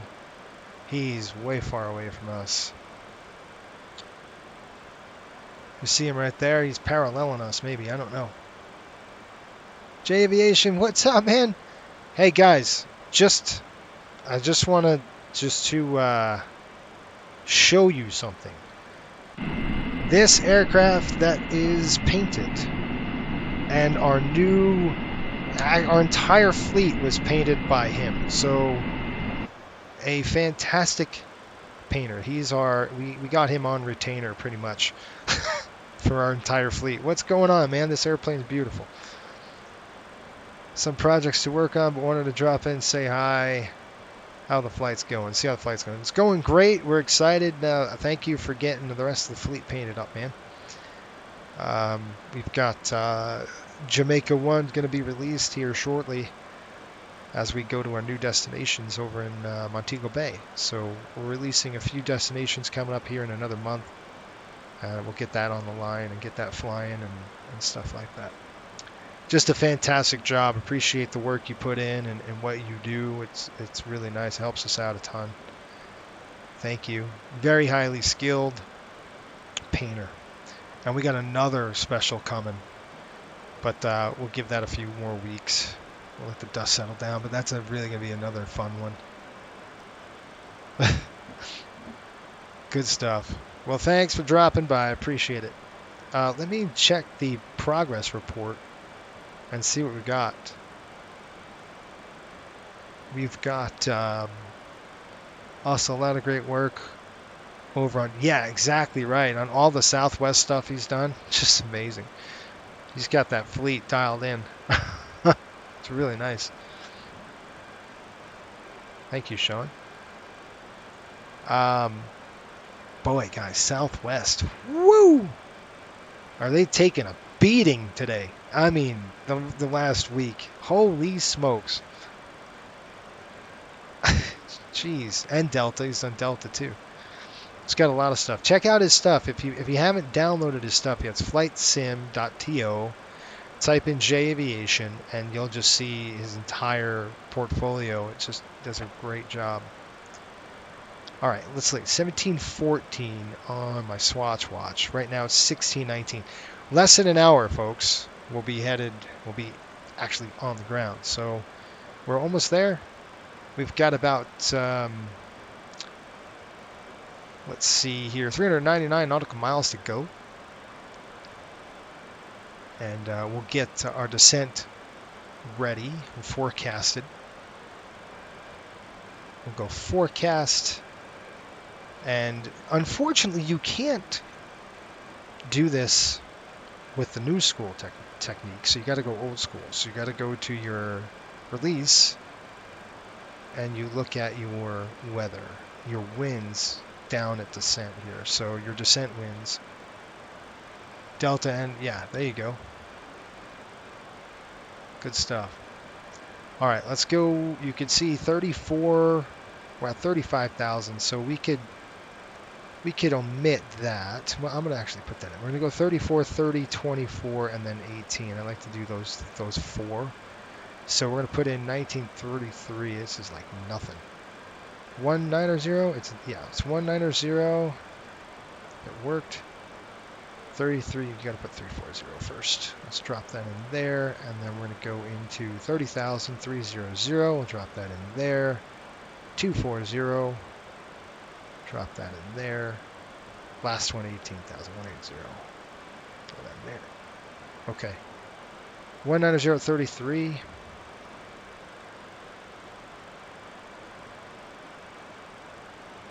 Uh, 210, 28. Nice and light. Like I said, it's nothing like it was last week. Last week the jet stream was pushing really hard. 210 at 25.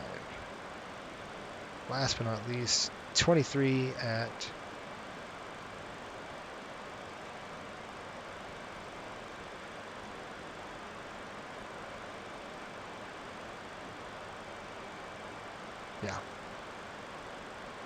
230 on 19.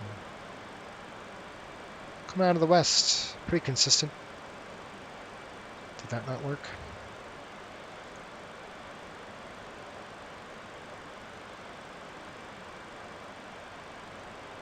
There we go. And then when we get to Raleigh, folks, it looks like the altimeter is going to be pushing 3035, very high pressure, which is nice. We like that. It means good weather. No, I don't want to do that. Delete. TAI on altitude. Nope, we'll just leave that alone. That's it. It's all ready to go. Where's that aircraft? Let's take a look, see if that airplane's still buzzing around. I see it right there. Let me see what we got on Volanta. Let's pull Volanta and take a look. Oh, it's way up here. That's what this is. They're going to Charlotte. We're fine. They're going to Jacksonville. They're going to be lower than we are. It's right here. So that's what they're going. We're going to split. Their route of flight is going to be different than ours. So they're going to be, you see how kind of we're paralleling each other? We got a longer ride. That's it. Cool beans. So no factor, no problem. He's off, sitting off there in the sunset. All right, I'm going to go and eat. I'm hungry. I'll be right back. I'll be right back. I'll give you a wing view while I step away here.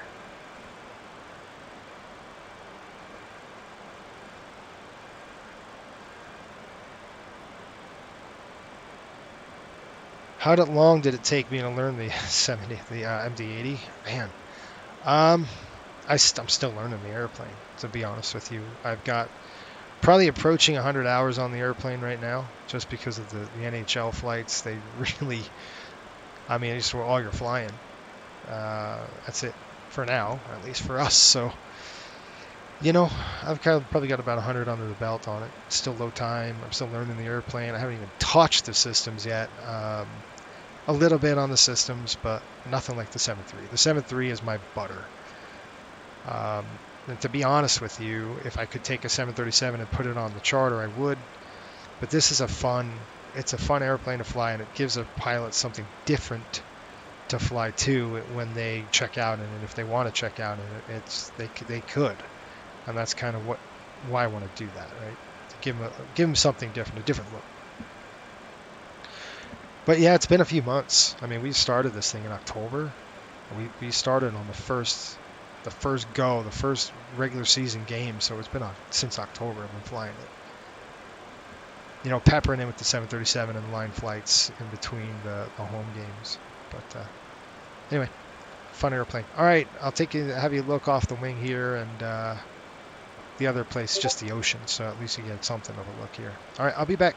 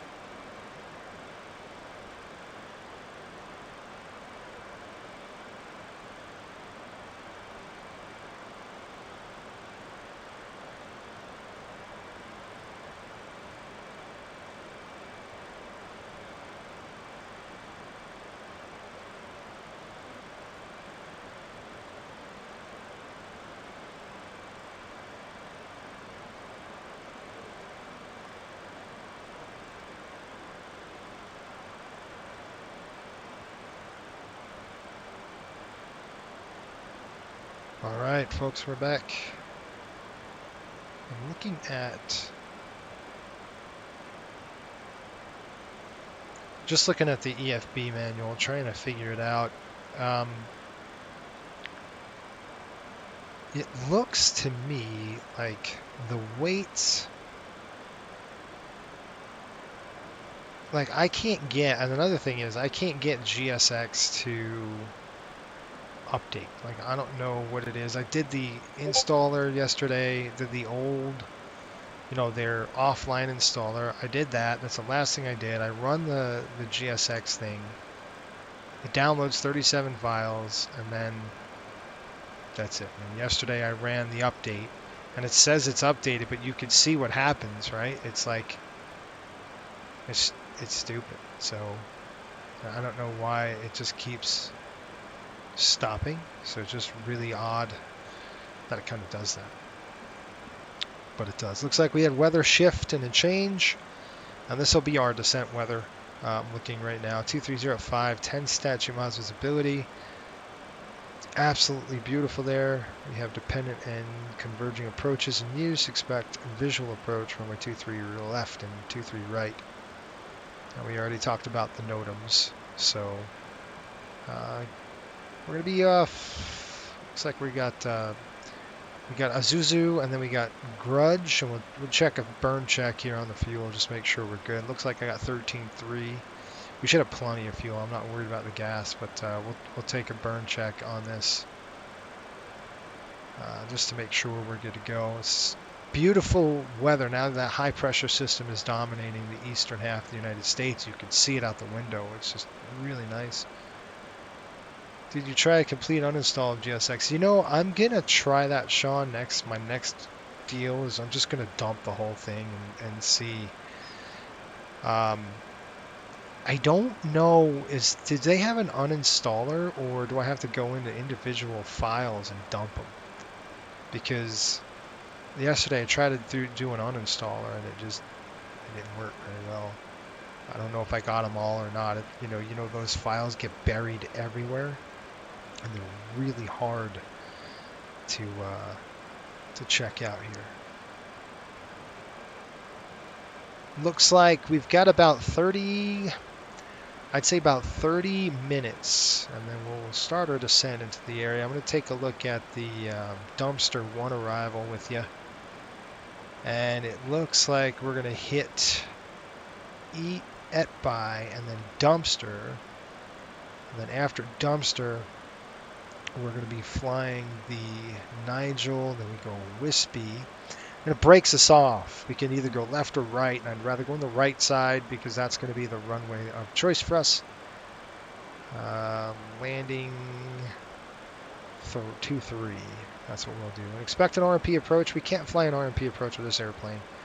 It's not an RMP. We have VNAV navigation. We don't really have LNAV, right? So we have lateral nav. We do have VNAV, and we have nav track. It's just a little different with the MD-80. You can't really fly RMP approaches, at least in this configuration. So it's kind of limited with that. We'll set up for the visual, and we'll just fly an ILS straight up pattern and drop it back down. I wish we could fly an RMP approach, but we can't. It's not certified for it. And that's one of the reasons why they dumped them, right? It's another thing I want to really... I thought they had an uninstall option in the Windows Remove programs. You know, I could try it. Let me see. Folks, and by the way, while I'm trying this, take a look at that. You can see our merch shop. If I went add remove. This is our merch store. This is where we've got, I think it's, isn't it add-on or something? No, it's GSX. No, I think it's got to be installed in the C drive, right? Aviation, what's up, XP11? How are you? Anyway, check out a merch shop. It is, I'm trying to design a cliff shirt, something really funny. But right now, I've got merchandise, brand new shirts up there, a couple of hockey shirts, got aviation related, some fishing related shirts, and we are Fly Coastal Airways / myspreadshop.com. Take a look at that, get some swag. We have mugs and a whole bunch of stuff. Check it out. Good stuff right there. You might want to uninstall. Yeah, I won't. I won't do it now. I'll wait till the flight's over, and then I'll just go ahead and try to uninstall the whole entire thing and download it again and see if I can get it to work right. I was one of those people that picked up the early version, so they had a lot of issues that couldn't update through the updater. So I'll probably have to hunt it down and try it, figure it out. All right, looks like Maligner. Let me get back in the FMC just to see what we've got. Maligner is 11,000 feet.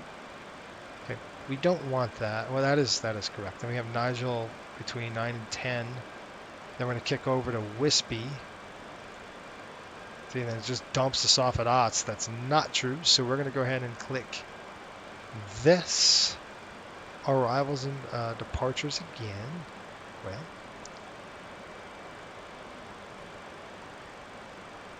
click menu.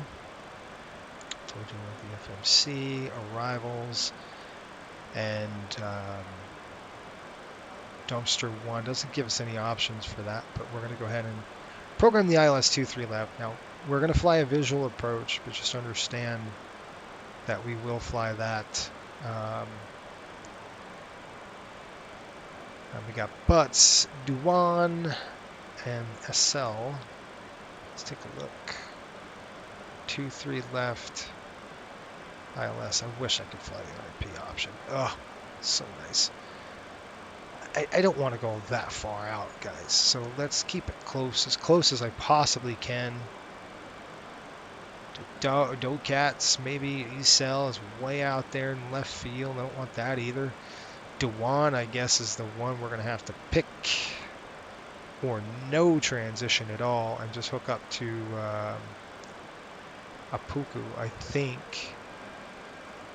Let me try to erase that just for a minute. Let's go to the ILS-23. I'm not going to do any transition. Let's go to the menu. Excuse me, legs page. And then you can see this bland. We're going to dump that out. We're going to go direct to by Dumpster, Wispy, Kiki, Jodas. Let me just look at this really quick. Jodas and Churm. Can't vectors, Docat. That'll work. We'll keep the vectors in there. Just that I want that brake because I don't want the airplane doing its thing. So click progress again. We got about 136 miles to top of descent. We're gonna go ahead and pull our numbers. Let's get our performance numbers all entered in and stuff like that for the landing. Weight and balance, and Washington is not online. Would be the one to take us in. They were online. Doesn't look like they are now. So, okay, weight and balance, that's not the right one. We want to go to performance. We're going to go to landing performance. And we're going to go to Raleigh, Durham, Kilo, RDU. It is dry. The winds are, I should write it all down. Winds are 2305. Visibility is pushing 10. By the way, if you're new to the channel, subscribe. You want to know what we're about. It's really 3 things. Do it right, learn something, and have fun. That's kind of what we are about here. Ish. So 230 at 510 miles visibility. A few clouds at 25,000. So nice and high. Temperature 18, 2.01. Altimeter is 3005. Runway 23 left for us. We'll vector ourselves in. And I believe we're on gate 70 something. I think it was like 72 or something like that. Ooh.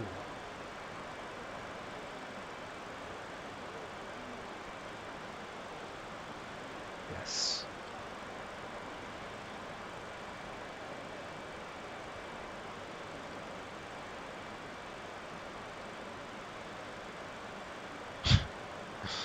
I'm reading a text my buddy sent about Southwest.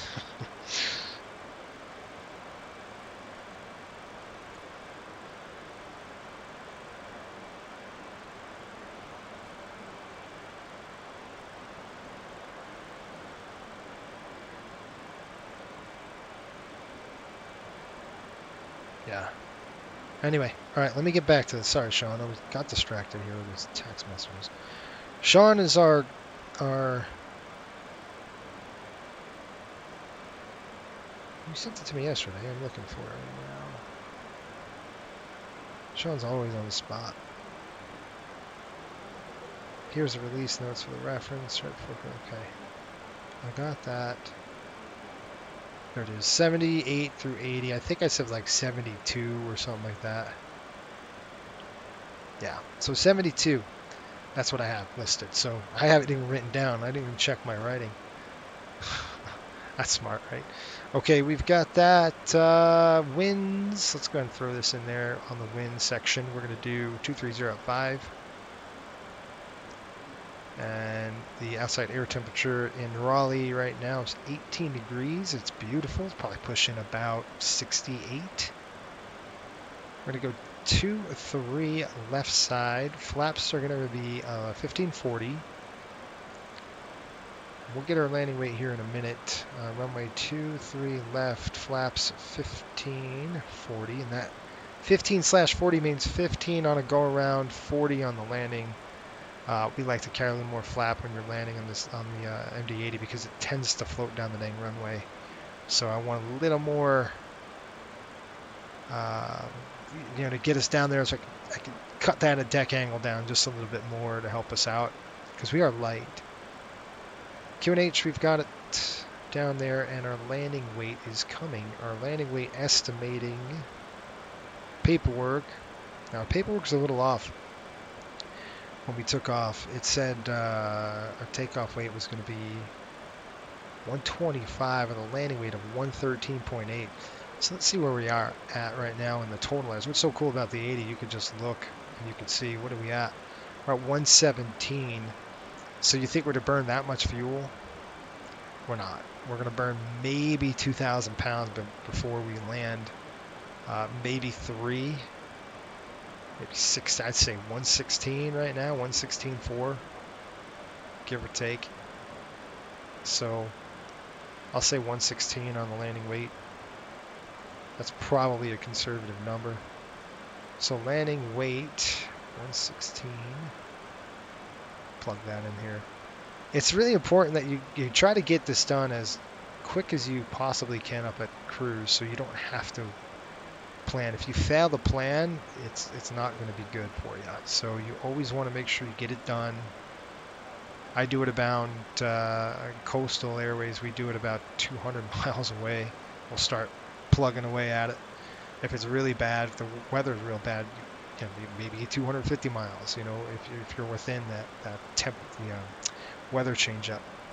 But weather does change, so you might have to change your performance numbers. But right now, this is what we're looking at. It's beautiful. We got about a 7,500 foot runway on this one. It's shorter. It's not too bad. Again, this is a light MD-80, folks. I mean, this thing could stop at a dime. Very impressed with the performance of the stopping capabilities of the MD-80. It does very well. Now, I'm used to much lighter weights. Right, so this is coming in a little bit heavier than we normally would land, but we're not even close to being heavy. I mean, we have a light passenger load. We have a lot of cargo, but that's about it. So we've got 7,500 feet landing distance available, and required is right there, 3851. So you can see how nice this is going to be. Auto brake's going to be medium. We do want to apply some auto brake because we don't want to blast all the way down the runway. We got to back taxi all the way back, so it's pointless. When we do land, if we land, if we're lucky enough to touch down, We'll go ahead and get off probably on Alpha 2. We'll roll down, we'll taxi down Alpha northbound. Cross over Juliet, Juliet 1. Oh, how do we get in this stupid place? Let's see here. Juliet 2 or Juliet 1. Juliet 1 will take us right into the area. And what I'll probably want to do is go to Juliet 2 and then we can flip it back around. And I'll show you folks what I'm talking about here next. Coming up. I didn't get a timeout. That sucks. I missed it. Our ref speed 127 with a V flap maneuvering 220. Okay, good. I'm good with all that stuff right there. That's it. Performance numbers are good. Let's go ahead and let the aircraft know what we're going to do. Performance-wise, so we're going to go flap 40. Let's plug that in there. It's saying Raleigh Durham ILS 108.5. Let's take a look at that. We do have that there. 1085. It is confirmed. So cool about the MD-80s. I could just plug it in here. 1085. There it is. Inbound course 234. So we'll just buzz this over to 234.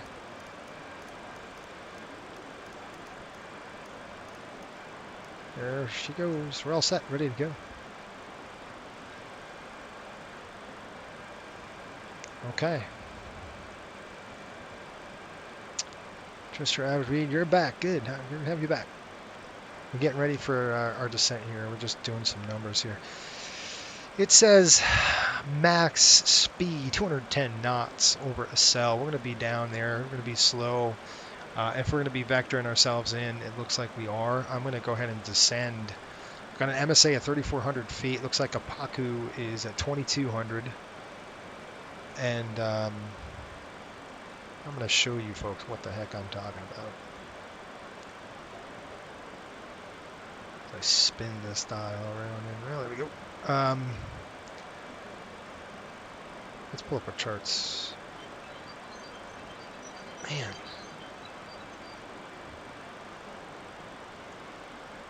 Text him back.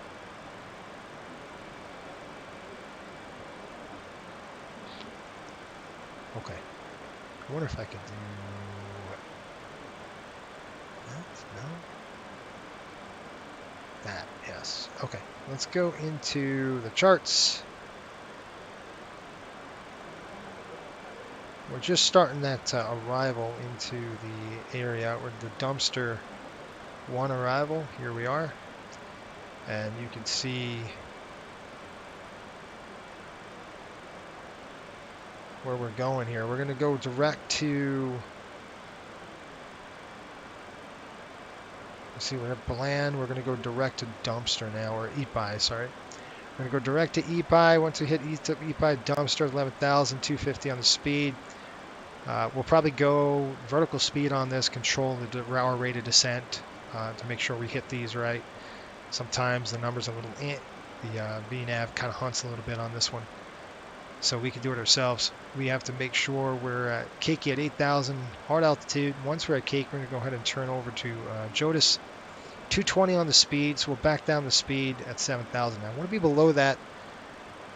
We can't be, so it's going to hold us up to 7,000 feet, and it's going to be at 6,000 feet over Kinch.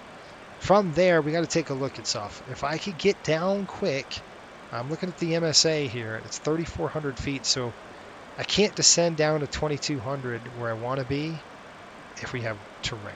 So the good news is it's visual, so we can see it. So if we got a clear path, we're going to keep our terrain feature on. If we have a clear path, we're going to go ahead and descend all the way to 2,200 feet on the downwind portion, and then I can dump the flaps, dump the gear, roll the airplane in, and take over manually, go visual approach. We got the backup on the ILS here on 1085. I'm going to try to keep it tight, folks. It's about 3, 4, 5 miles. I want to keep it as tight as I can. Maybe a 5-mile final. Maybe we can go DOCAT at 3,000 feet if we had to. I don't want to. Again, that's going to extend us out more to DOCAT. Then we got to flip around and do a 180 and land back at the airport. I'd rather not do that. I'd rather just cut as much time as I can off of this and then do a button hook pattern in. Now, I would do that if I was in an RNAV situation, but I'm not, so I can't. If we land and we're fortunate enough, we're going to go ahead and run 23 left all the way down here. We're going on Alpha 2. We'll drop down to Alpha, go straight down Alpha, and then we're going to go Alpha Juliet, Juliet 2. Like I said, I'm going to extend. I'm going to go Juliet 2 because they're going to park us this way, facing south. So we'll go ahead and go Juliet 2, we'll face south, and then the aviation, general aviation's ramp is there. And then we'll button it down and call them up. Let's take a look at our notes here. Hotspots, there is a hotspot at Gulf and Charlie, hotspot 1. You can see that right there. We got runway incursion hotspot C10A Alpha. The 10-9 Alpha for description of hotspots. Nice little hotspot there between Charlie. If eventually you're on Charlie, there would be a nice little hotspot crossing across this runway. We won't be on that. We're just going to take Alpha straight down to Juliet, and we'll make a left onto Juliet, right onto Juliet. Wait a minute. It is Charlie we're going to be on. Yep. We're going to go Alpha to Charlie, Charlie up to Juliet, and then Juliet right onto Juliet, left onto Juliet 2, and we'll be in. Kind of a little button hook, and then we're in there. Are you planning on having exclusive 737 fleet, or are you going to expand to some other aircraft? It really depends, but it depends on a lot of things. Number one is pricing. Number two is, can it yield us what we need performance-wise? I'm talking fuel burn performance, that kind of stuff. What's the reliability? What's the dispatch reliability on things like that? All those things are major portions of what we consider and think of if we're going to expand to another airplane. The long short is, I would love to. Yes. However, probably not going to happen for quite a long time. But I would like to expand. We will never get Airbus. It will never happen. Not in our fleet. Not on my life. It won't happen. Sir, sorry. So, Airbus fans, don't expect to fly an Airbus on this airline. It's never going to happen. We have two different philosophies. Our Boeing, the way we fly our Boeing is pretty much hands-on. This airplane's hands-on. So Airbus is not. Airbus is like, don't touch the airplane. Let the autopilot fly it. Well, we don't feel that way. So we have a different philosophy. So we'll never have Airbus in our fleet. 737s for a long time. That we're going to keep it one standard fleet. We might get a 7.5 for charters. Maybe. Question mark. Depends on if I can get one for cheap and its performance, right? What's the fuel burn versus what's our yield? Those are, you got to take that into consideration a lot when you're doing this kind of thing. All right. Well, there's our briefing. Let me tell him. Are you ready for the approach briefing? Go ahead. Any questions? No questions. All right. So we queued him up, getting ready for the descent. That's why I did that. I have the Cliff awake, so he can go, oh yeah, we're starting our descent soon. Anyway, yeah, we got Blue Ridge Simulation or something like that. Blue Sky Simulation's coming out with their 7.5. It's going to be awesome. Now, I don't know. I've got to fly the airplane, buy it, fly it, see if it's got to be semi-study level for us because of the failures and stuff that we go through. Like, right now, if you flew our 706, if you flew that 737, your left reverser's out. You can't use it. It's an op. So it's an MEL issue. It's not going to get fixed until the beginning of January. So if you fly that on the line, you can't use that reverse. That reverser's out. So you got to use one reverse thrust, and that was fun coming into. I flew it yesterday into Key West, and let me tell you something. That was a lot of fun. Hard landing, put it down about 300 feet a minute. Boom! Just we're here. That is not one of those runways that you mess around with. You get it on the ground, you get it on the ground quick. It's only a 5,000 footer, so there's no room for error. And there is no style points into Key West. It's plan it, get it down, and stop, especially with one reverser out. So how to do performance, you got to calculate your performance. Anyway, that's kind of why we want, as high fidelity of a sim we can get, is because we do those things. So we're going to throw MELs at you all the time. You might have an MEL or an autopilot in op, autopilot B is in op. Whatever it is, the airplane's got to kind of simulate that. Okay, you can see this top of descent running. Now I wanted to do something. Remember, I was telling everybody, I don't want to just crank down the altitude, because then it goes, oh, okay, I'll start hunting.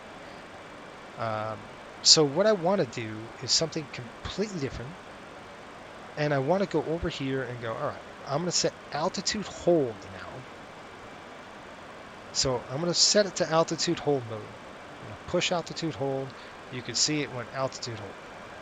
Now, I'm going to crank down the altitude now and see what happens to the aircraft. See how it drops? So that theory did not work.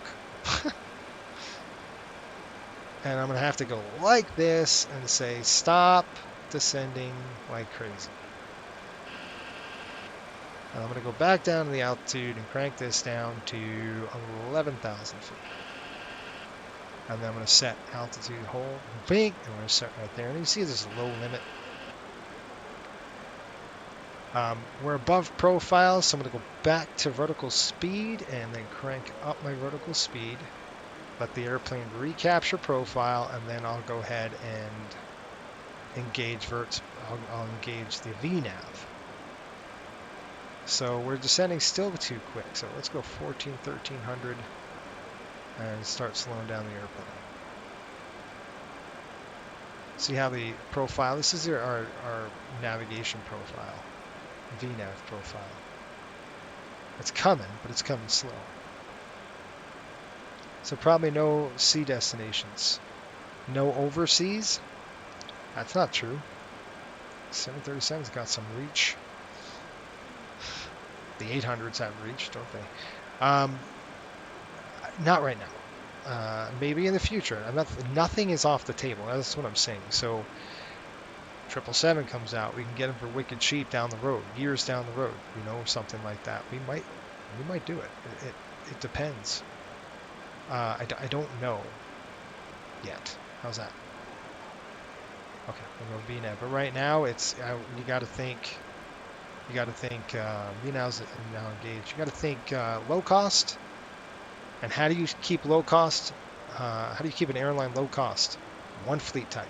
That's how you do it. Because then a pilot can fly everything. And you got to think we have training and stuff. A lot of training. It's not just we got to throw another airplane. That doesn't mean we're not going to get different airplane types. That don't take that the wrong way. We probably could, but I don't see long haul expansion for a long time, and I'm talking years. Right? There's long haul expansion is going to be a long time.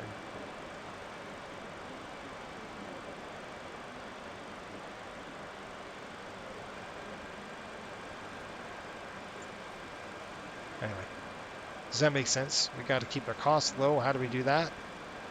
You can't start an airline, have an airline like this, and then start going overseas. There's no way. You don't have the brand. You don't have the passenger count. You're not gonna make money. So you'll lose your shirt. A lot of airlines tried it and they failed. So we're gonna do domestic. You're gonna start seeing expansion. Domestic, right? Domestic, some international destination, a lot of over, Caribbean area. Short to medium haul is what our bread and butter is going to be for now. Doesn't mean we won't change to the future. I can never say never, even with an aircraft type. I can never say never because I just don't know. All right, let's go cliff up. Descent check.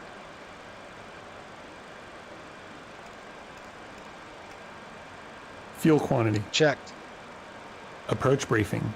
Complete. Performed. Landing data. Set. Descent check complete. Thank you. It takes time for the study level developers to release the planes for the Sim 2. Yeah, exactly. Do I think we could reach a 737 could reach Europe? Yeah, they're starting to do it now.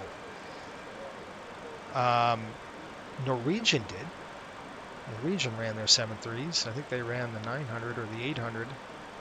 overseas for sure. But that's not the type of airline we are. You know, we're short. I guess you got to start thinking short to medium, not long. Short, medium haul, but that doesn't mean, you know, our cargo. Sean might come back and say, "Hey, Jason, there's a 777 for $3 million cargo. You want it? $3 million on a 777. What's the cost, Sean?" And then he might tell me, "This is how much it costs per hour. This is how much we can jam in the airplane for cargo. And if it makes sense, guess what we're going to do? We're going to buy it." That's what I'm trying to say. Like, this airplane right here was $9 million. I had $9 million left in the bank when I bought it, and I'm like, done. I can't afford a 737, but I can afford an MD-80. And I bought this just for the charter run, you know, because I wanted our pilots to do something a little different. There we go. Let's see if this is gonna make it. Dumpster, where the heck is it? Yeah, it's looking like it's got it. Or that could be wispy. Hang on just a minute. Where the heck is this minor crap? Dumpster, wispy. What are you talking about, man? Where's that? It's like missed everything. Missed Nigel and the whole 9 yards. That's not right. Oh no, it is right. It's not. It's me. I'm the idiot. No, we're good. Everything's good. Don't worry about what I just said. Never say never unless it's Airbus. That's exactly right. You could say, "Jason, I have an Airbus A320 here for $10. Would you do it?" I'd be like, "Nope." You see that trash can over there? Just throw it there. That's where it belongs. I'm kidding. I just offended everyone. No, I'm kidding. I wouldn't do it though. The reliability terrible. It's just terrible. I mean, I can't think of one good thing. The only good thing is you don't actually have to fly the airplane. Actually, just sit down and eat at a table. That's all you do. You sit and eat. Done. Airbus pilot. Oh, I'm just kidding. I've got to look. Every flight, I got to jab the Airbus folks. I just have to. There's nothing. There's nothing like it. Oh, it's so funny. It's a good airplane. It's not my type, but it's a good airplane. I actually like to work. I don't know. Something about work is nice. All right, we're going to Wispy, 280 on the speed. Denali, you live pretty close. Is this your local airport, or is there a... I think this is your local, isn't it? I believe so. Greensboro is in probably too far. It's right in the middle of the state, isn't it? Hang on. Transition now. Set. Okay. 18,000 folks coming down the chute. The lights are on. We're headed down the chute. There she goes. Right down the chute. Beautiful day in Raleigh-Durham. You can see how just absolutely gorgeous it is over here. It is pretty. We've got the terrain feature on. We've got the MICU. MICU says red required, you know, because we got to slow it down. We got to get down to about 280 knots. We'll get there. This airplane's pretty good with the speed it can handle. Penn says my hometown is DFW in Dallas, right? We're going there in a couple weeks, Penn. I think we're going there on a charter run. We got to fly the Panthers out to Dallas, and I wish somebody would do Dallas Love, for crying out loud. Like, I can't believe that's not happening right now. Okay, we've caught back up. Once we are on the approach, we're looking at 435 on the touchdown. So 435. I don't think it can go up that high. That's right. Yeah. Maybe. 435. There we go. we set our DH to the actual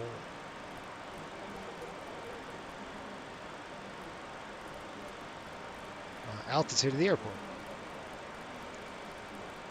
See, I told you it would catch up. There you go, 435-ish.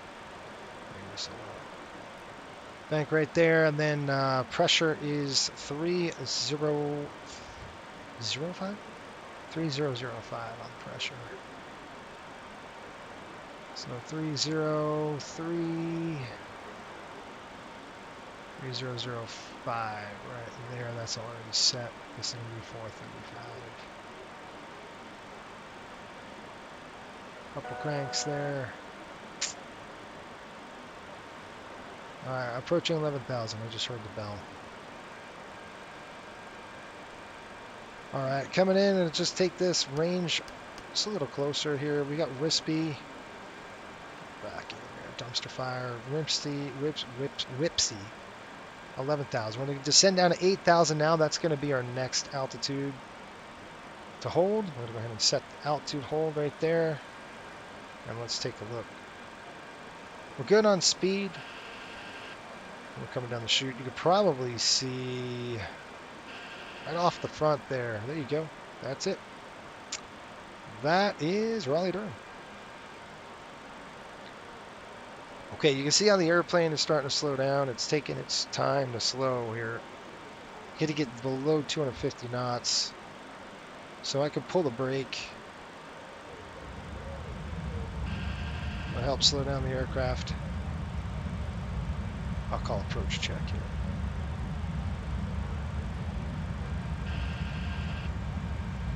Approach check. Navigation. Set. Approach check completed. All right, let me tell them up. Raleigh-Durham traffic, Riptide 5800, Keiki 8000, expecting runway 23 left, Raleigh.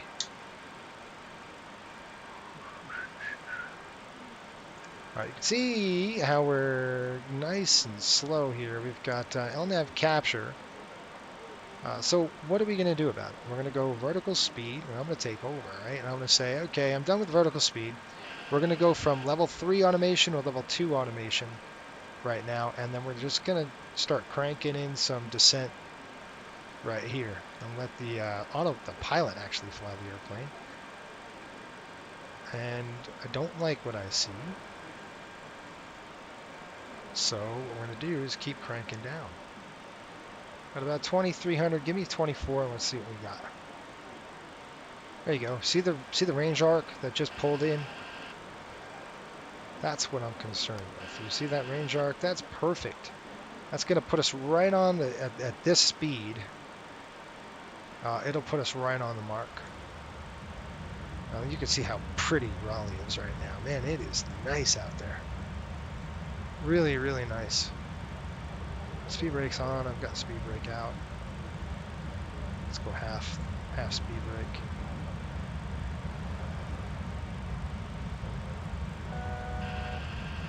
Remember I was talking about the terrain? I don't want to go below a certain altitude here. We're going to keep on down, folks. No, it's just 8,000 feet. I'm going to drop down to 6,000 now. Only because I really need to get down below, and we got to start slowing the aircraft up. 220 on the speed. Here it comes. We're going to go past that. We're going to go to about 200 knots and just slow the aircraft down a little bit. There we go. Now I've got the aircraft here, there. I'm going to go ahead and reset this down to about 1,700 feet a minute. And let's tell Mr. Kirk here, Cliff. Extend slats.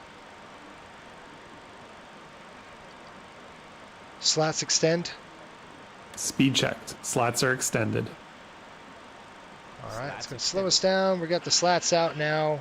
There it is. We're going to be lining up on this runway over here. But I want to get down as fast as I possibly can to 6,000 feet. And slow. Because, again, I'm going to try to cut that I want to get that downwind track here, and I want to get down below. I'm at Charm, it's at 6,000 feet, so I'll just check that out. Take a look. We're just going to start descending below. I'm trying to do a slam dunk is what I'm trying to say. We'll get there. I could do a slam dunk on it. We're just going to take it over manually and set it all up and stuff like that. So 6,400 feet. It's going to start turning right now from Charm. And we got this Vectors Docat. So I'll go right after Charm. There's 6,000. You see the speed's nice. 210 knots on the speed. So we're a little slow on speed, but that's fine. That's where I want to be. And now I really want to descend down to 4,000. Well, the reason why I want to do that is to go down to 4, go ahead and arm, set. Okay, there's 4,000 feet. See, I'm turning the aircraft now. We're starting to slow it down, even worse. And I'm going to go heading select. My heading indicator right there. I'm going to hold heading hold. I don't know if I can see it. There's my heading. There it is. So I'm just going to go heading select. There we go. And I'm going to turn this down to 15 now. Got the airplane. Now we're on a downwind. Take a look outside. You can see why I'm doing what I'm doing. I'm trying to slow down even more now. Let's go get it down. Docat is it's about 3,000 feet. So you see the banana right there? It's perfect. It's going to put us at about 4,000 feet. It's a little higher than what I want. I want actually 3,000 feet. So let's drop it down 1, click it, done. All right, let's tell him to get some flap out. We're going to go flap 11. Flaps 11. Speed checked. Flaps 11 set.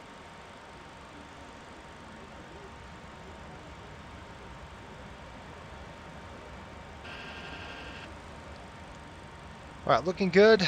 Once we get the Docat, we'll rotate the aircraft. We're just a little bit on the high side, so I'm just, again, going to take the vertical speed, drop it, throw the gear down. I could if I really wanted to, but I don't. So we're still high. We're very high on the profile. Don't want to turn too fast because then you're really going to put yourself in a pickle.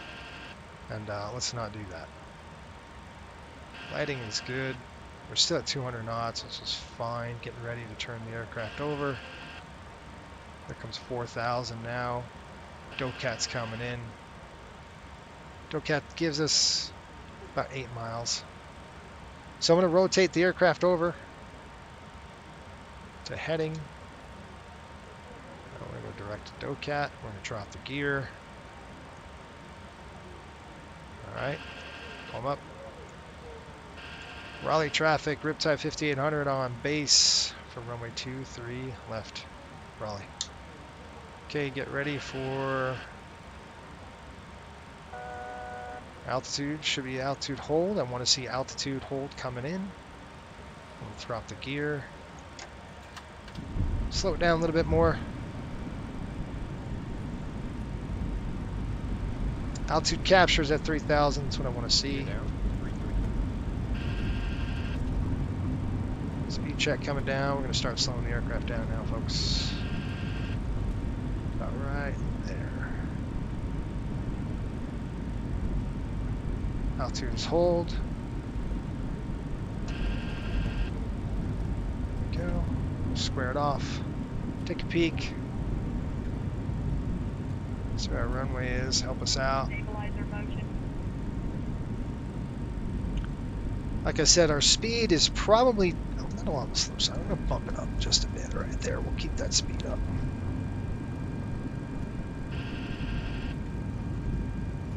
Everybody see an airport? I got it. Got a visual.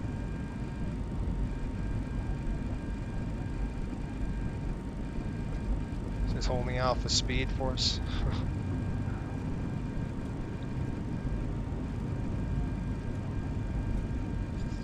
Okay. This is we're dragging it in just a little bit. Okay, we're gonna go ahead and set this to alpha. My flows are done.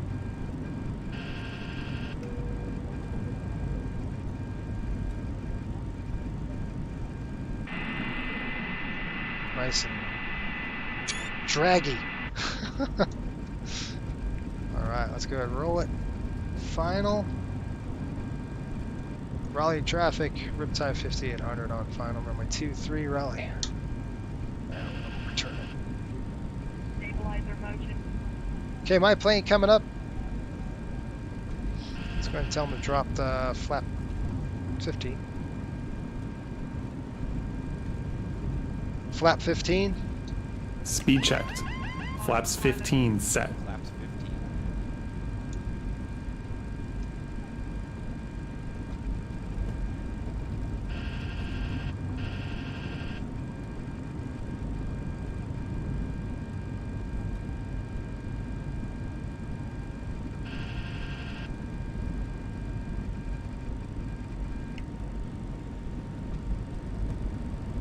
Flaps 28. Speed checked. Flaps 28 set. Flaps 28.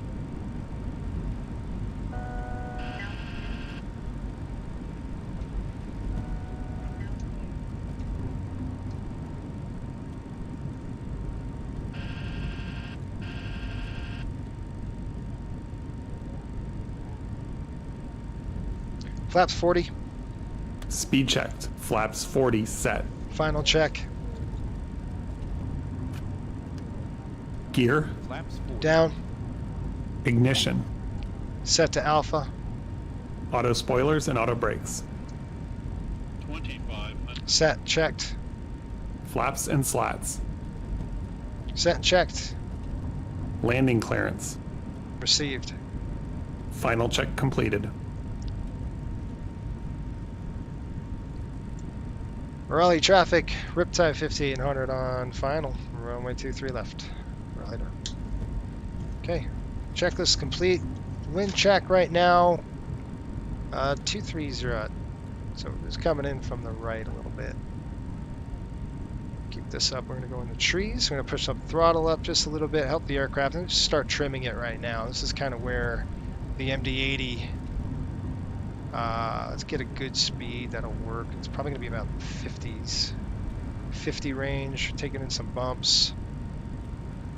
You expect this kind of turbulent stuff. You can see how it's giving us up a little bit of buffer. Let's bring it up just a touch. Let's see if we can do about 55%. Get a little low. So I'll pitch up just a little bit. There we go.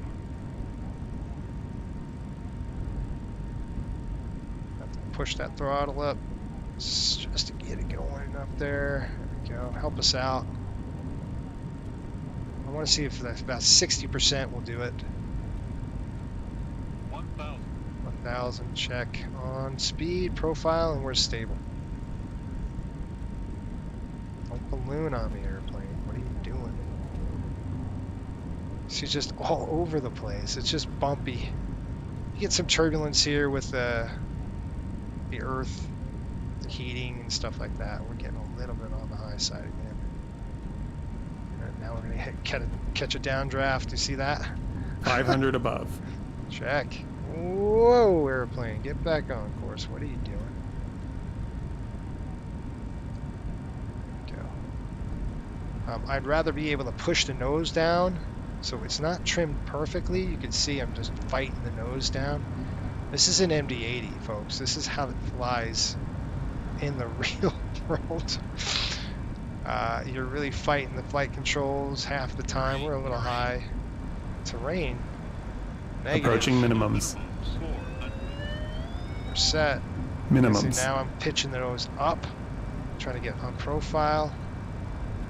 Here comes the speed. Raleigh traffic, American 861, taxi 23 left. Raleigh. Speed's coming up. There we go. She'll settle down. We hit this tree line. We might get a little shear to the right. Coming down on the speed. 200 set. Aligned. throttle. 50, Flare. 30, 20, Come on, you son of a gun. Get it.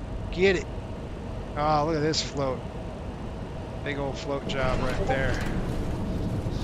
I give my passengers a nice ride on Spoilers this one. deployed. Okay, spoilers, reversers are out. Looking good. I'm on the brake. 80 knots. 60 knots. Reverse lights out. Like I said, I don't want to taxi that hard, so I'm just going to jam on the brake here and stop everybody. There's no brake cooling issue. Welcome to Raleigh-Durham, folks. It was quite fun. Good time. Good airport.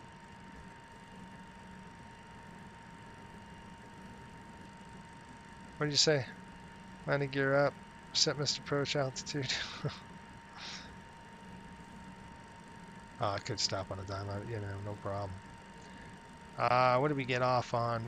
I'll tell Cliff to get his work done here. Raleigh traffic, Riptide 5800, clear of runway 23, left, Raleigh. All right. Welcome to Raleigh, folks. This is really cool scenery. We've got this is the I need that on. This is the field air scenery. You can see now the gates are all jacked. I wish I could, man, I wish I could really get these gates under control. It's such a beautiful day out there. Here come the windows. For me, at least, it's in the 70s right here. It's gorgeous. Pop the window open. I'll tell Cliff get going on the cleanup. Take a look. Let's get a picture of that. I want to get a picture of the terminal. Really. Terminal 1 right there.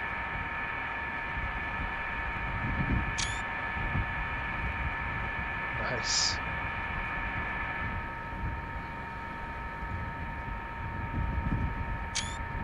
Cool.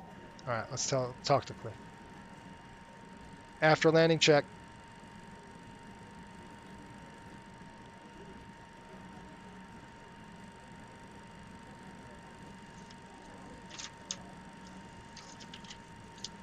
Cliff gonna do his job, or what's he doing?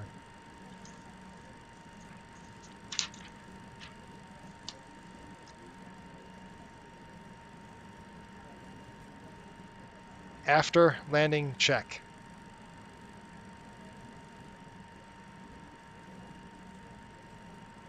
Come on, Cliff, what are you doing? Raleigh traffic, American 861, departing 23 left, straight out departure, Raleigh.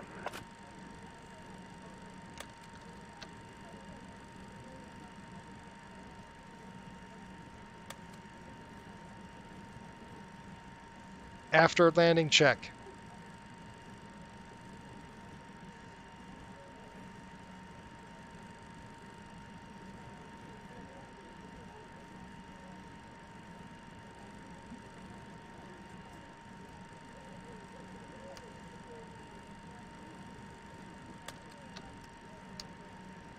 All right, there's an American aircraft. We're gonna go ahead and start. He's doing his after landing checklist now.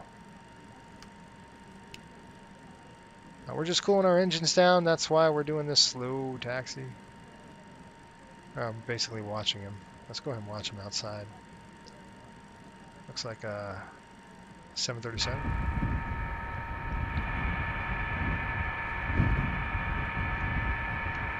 After landing check completed.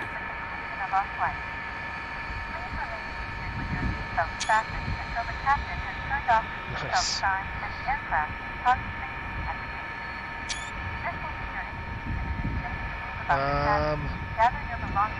Alright, here we go. Let's call GSX, let them know. We're going to go down past here, all the way down here, folks. I'm going to go ahead and throw off the number 2. Help us slow down a little bit. Alright, GSX coming up.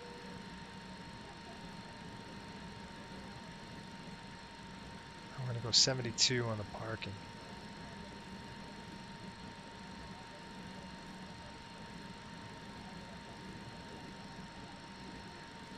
north parking, I think.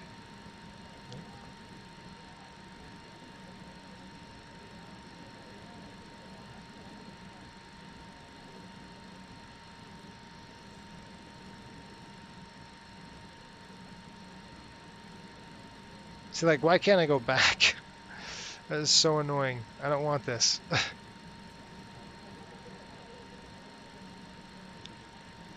Alright, we're gonna be over here somewhere.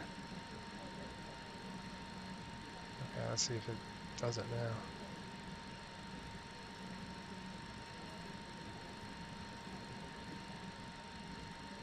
But wasn't that? It's not gate, not northeast parking? I think that's what this is. 72. It's not it either. Okay. The chosen position is too small for your aircraft. No.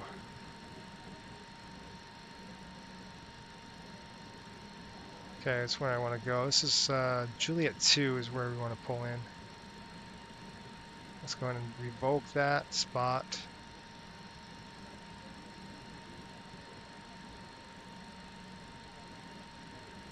So it wasn't northeast. It wasn't north. It wasn't northeast. 50s, 58, 72. Yes. The chosen position is too small for No. your aircraft. Alright, let's go.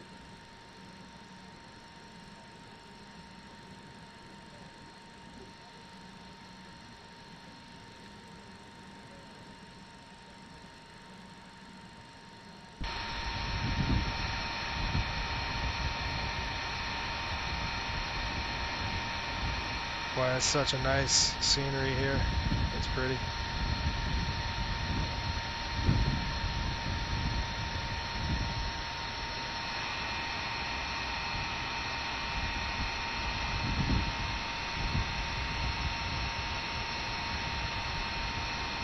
What in the world? They got me on the other side. Hi, dummies. That is not where I loaded up earlier. Alright, we're going to spin it around now. We're going to go this way. Had I known that, boy, my plan was thwarted. Gosh.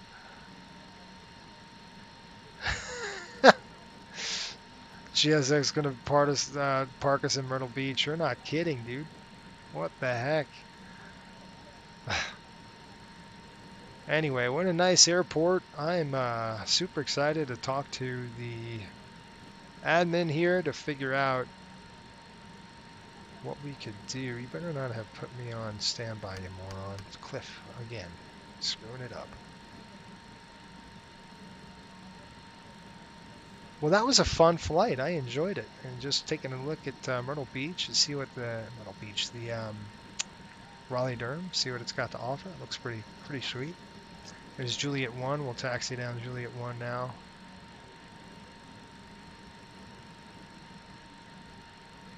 Alright. Here come the nose lights. Turn those off.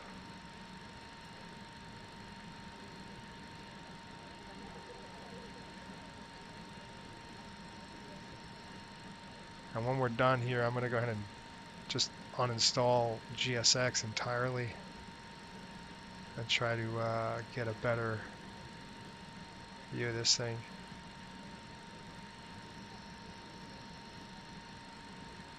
North side ramp out. This is exactly where they would park, folks. To tell you the truth.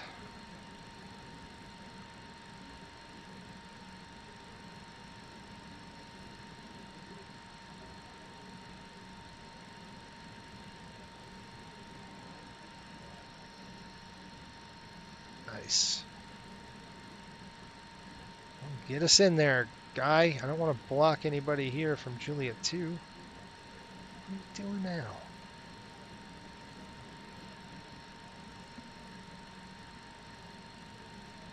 Alright, I'm going to stop. Are you serious? I'm not... 27 feet. This guy's out of his mind. Out of his gourd. I'm good right there. I'm not going any further. Smash into your dudes. Look at that. I'm good right there. Yeah, clown. All right. APU's running. Engine's off. Time check in. Seatbelt signs coming off. No. Yes. Okay, time check in is at 17:35.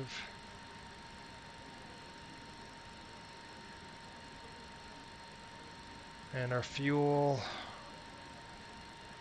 we'll call GSX, tell them to deplane us. This parking is too small for your aircraft. The boarding requested. All right, so we'll tell parking check. Parking check.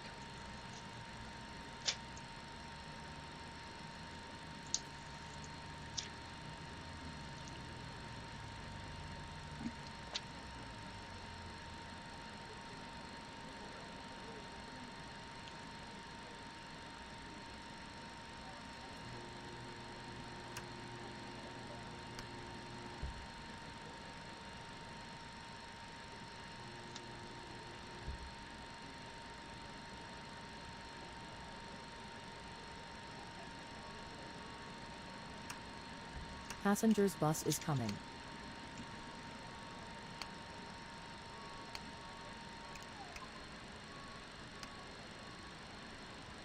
All right.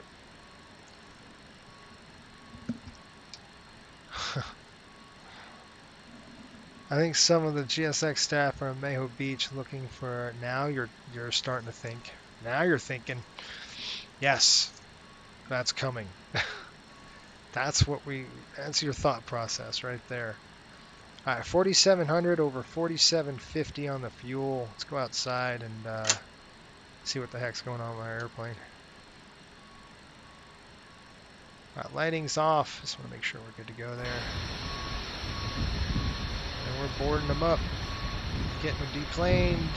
APU's running, chocks are on the aircraft. Welcome to Raleigh, folks. I wrote down my fuel. We just got to do one thing here. Call up our file the flight. That's it. We're done. It's been filed. Yeah, I know. Well, I'm not going to do that because I'm going to restart GSX. Okay, folks, I hope you had a good rest of the day. Hope you've had a good flight. Hope you enjoyed it. Hope you learned something. If you're new to the channel, make sure you subscribe to us. We appreciate it. We fly this airplane the entire charter season of the NHL. So, did he run the lights on? No. Anyway, I'm going to shut the aircraft off. Hopefully get GSX ready to go. And we'll be done. So enjoy Raleigh, and we'll see you guys here probably in a week's time, a little bit less than that. Those folks in Patreon, I'll be doing the return trip here probably later tonight or something. I might film, I might put it on publicly, I don't know, we'll have to see. Depends on how the day goes. Alright, till next time, keep the blue side up and the black side down. We will see you later.